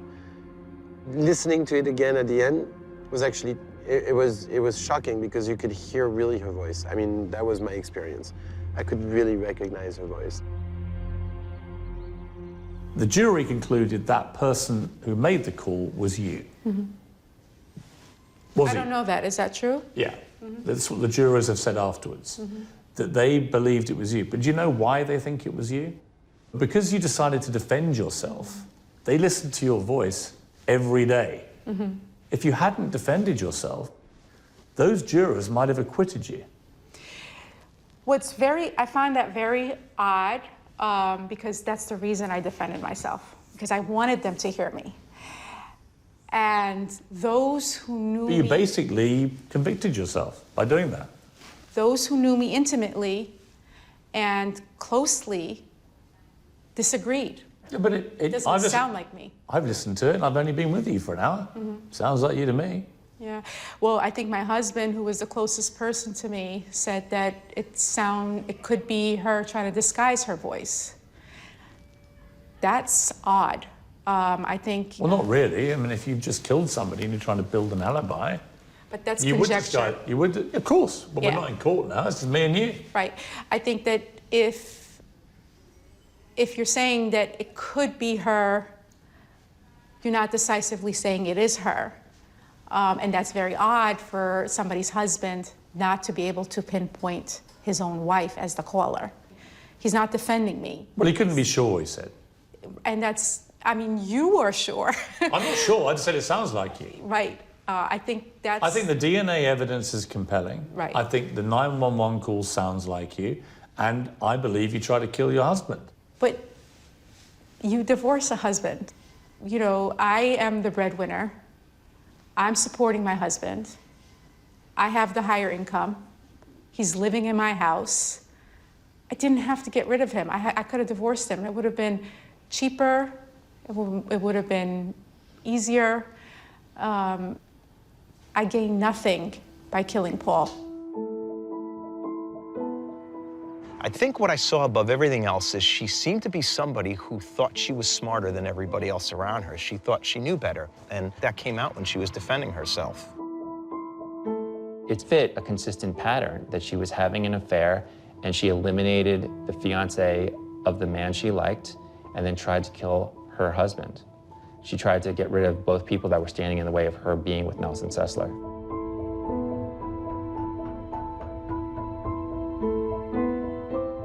The defendant, Sheila Davlu, please rise and face the jury. What say you, Mr. Foreperson? Is she guilty or not guilty? Guilty.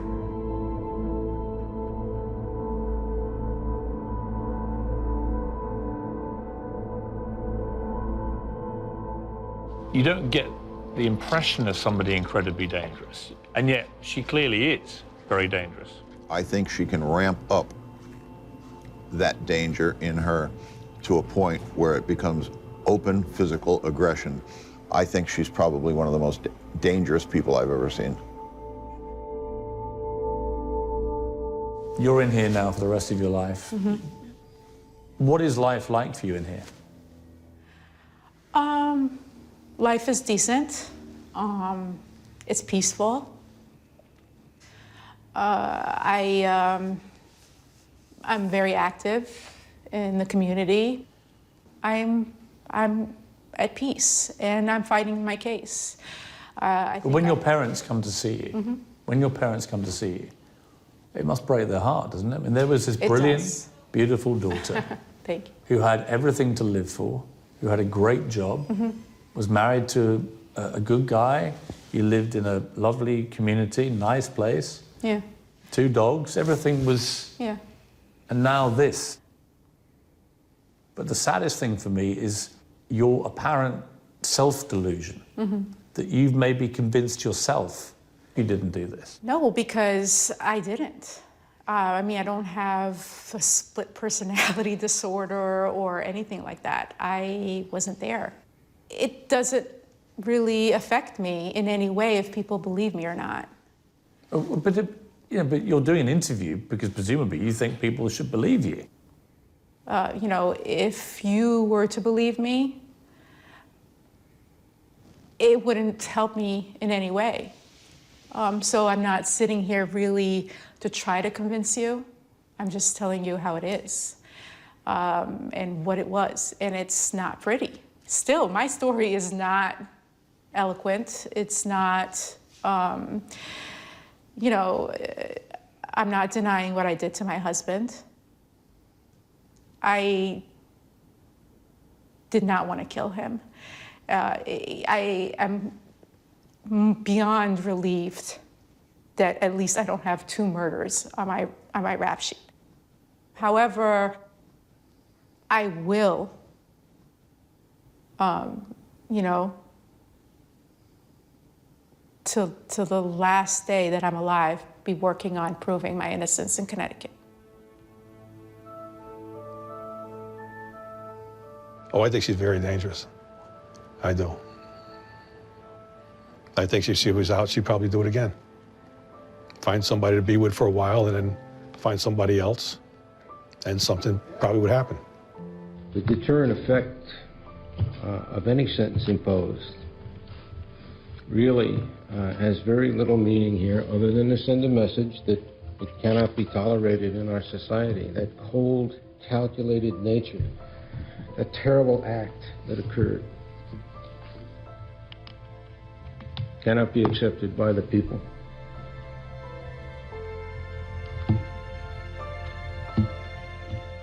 You know, I'm hoping for the best. I'm still very hopeful, and I feel positive still.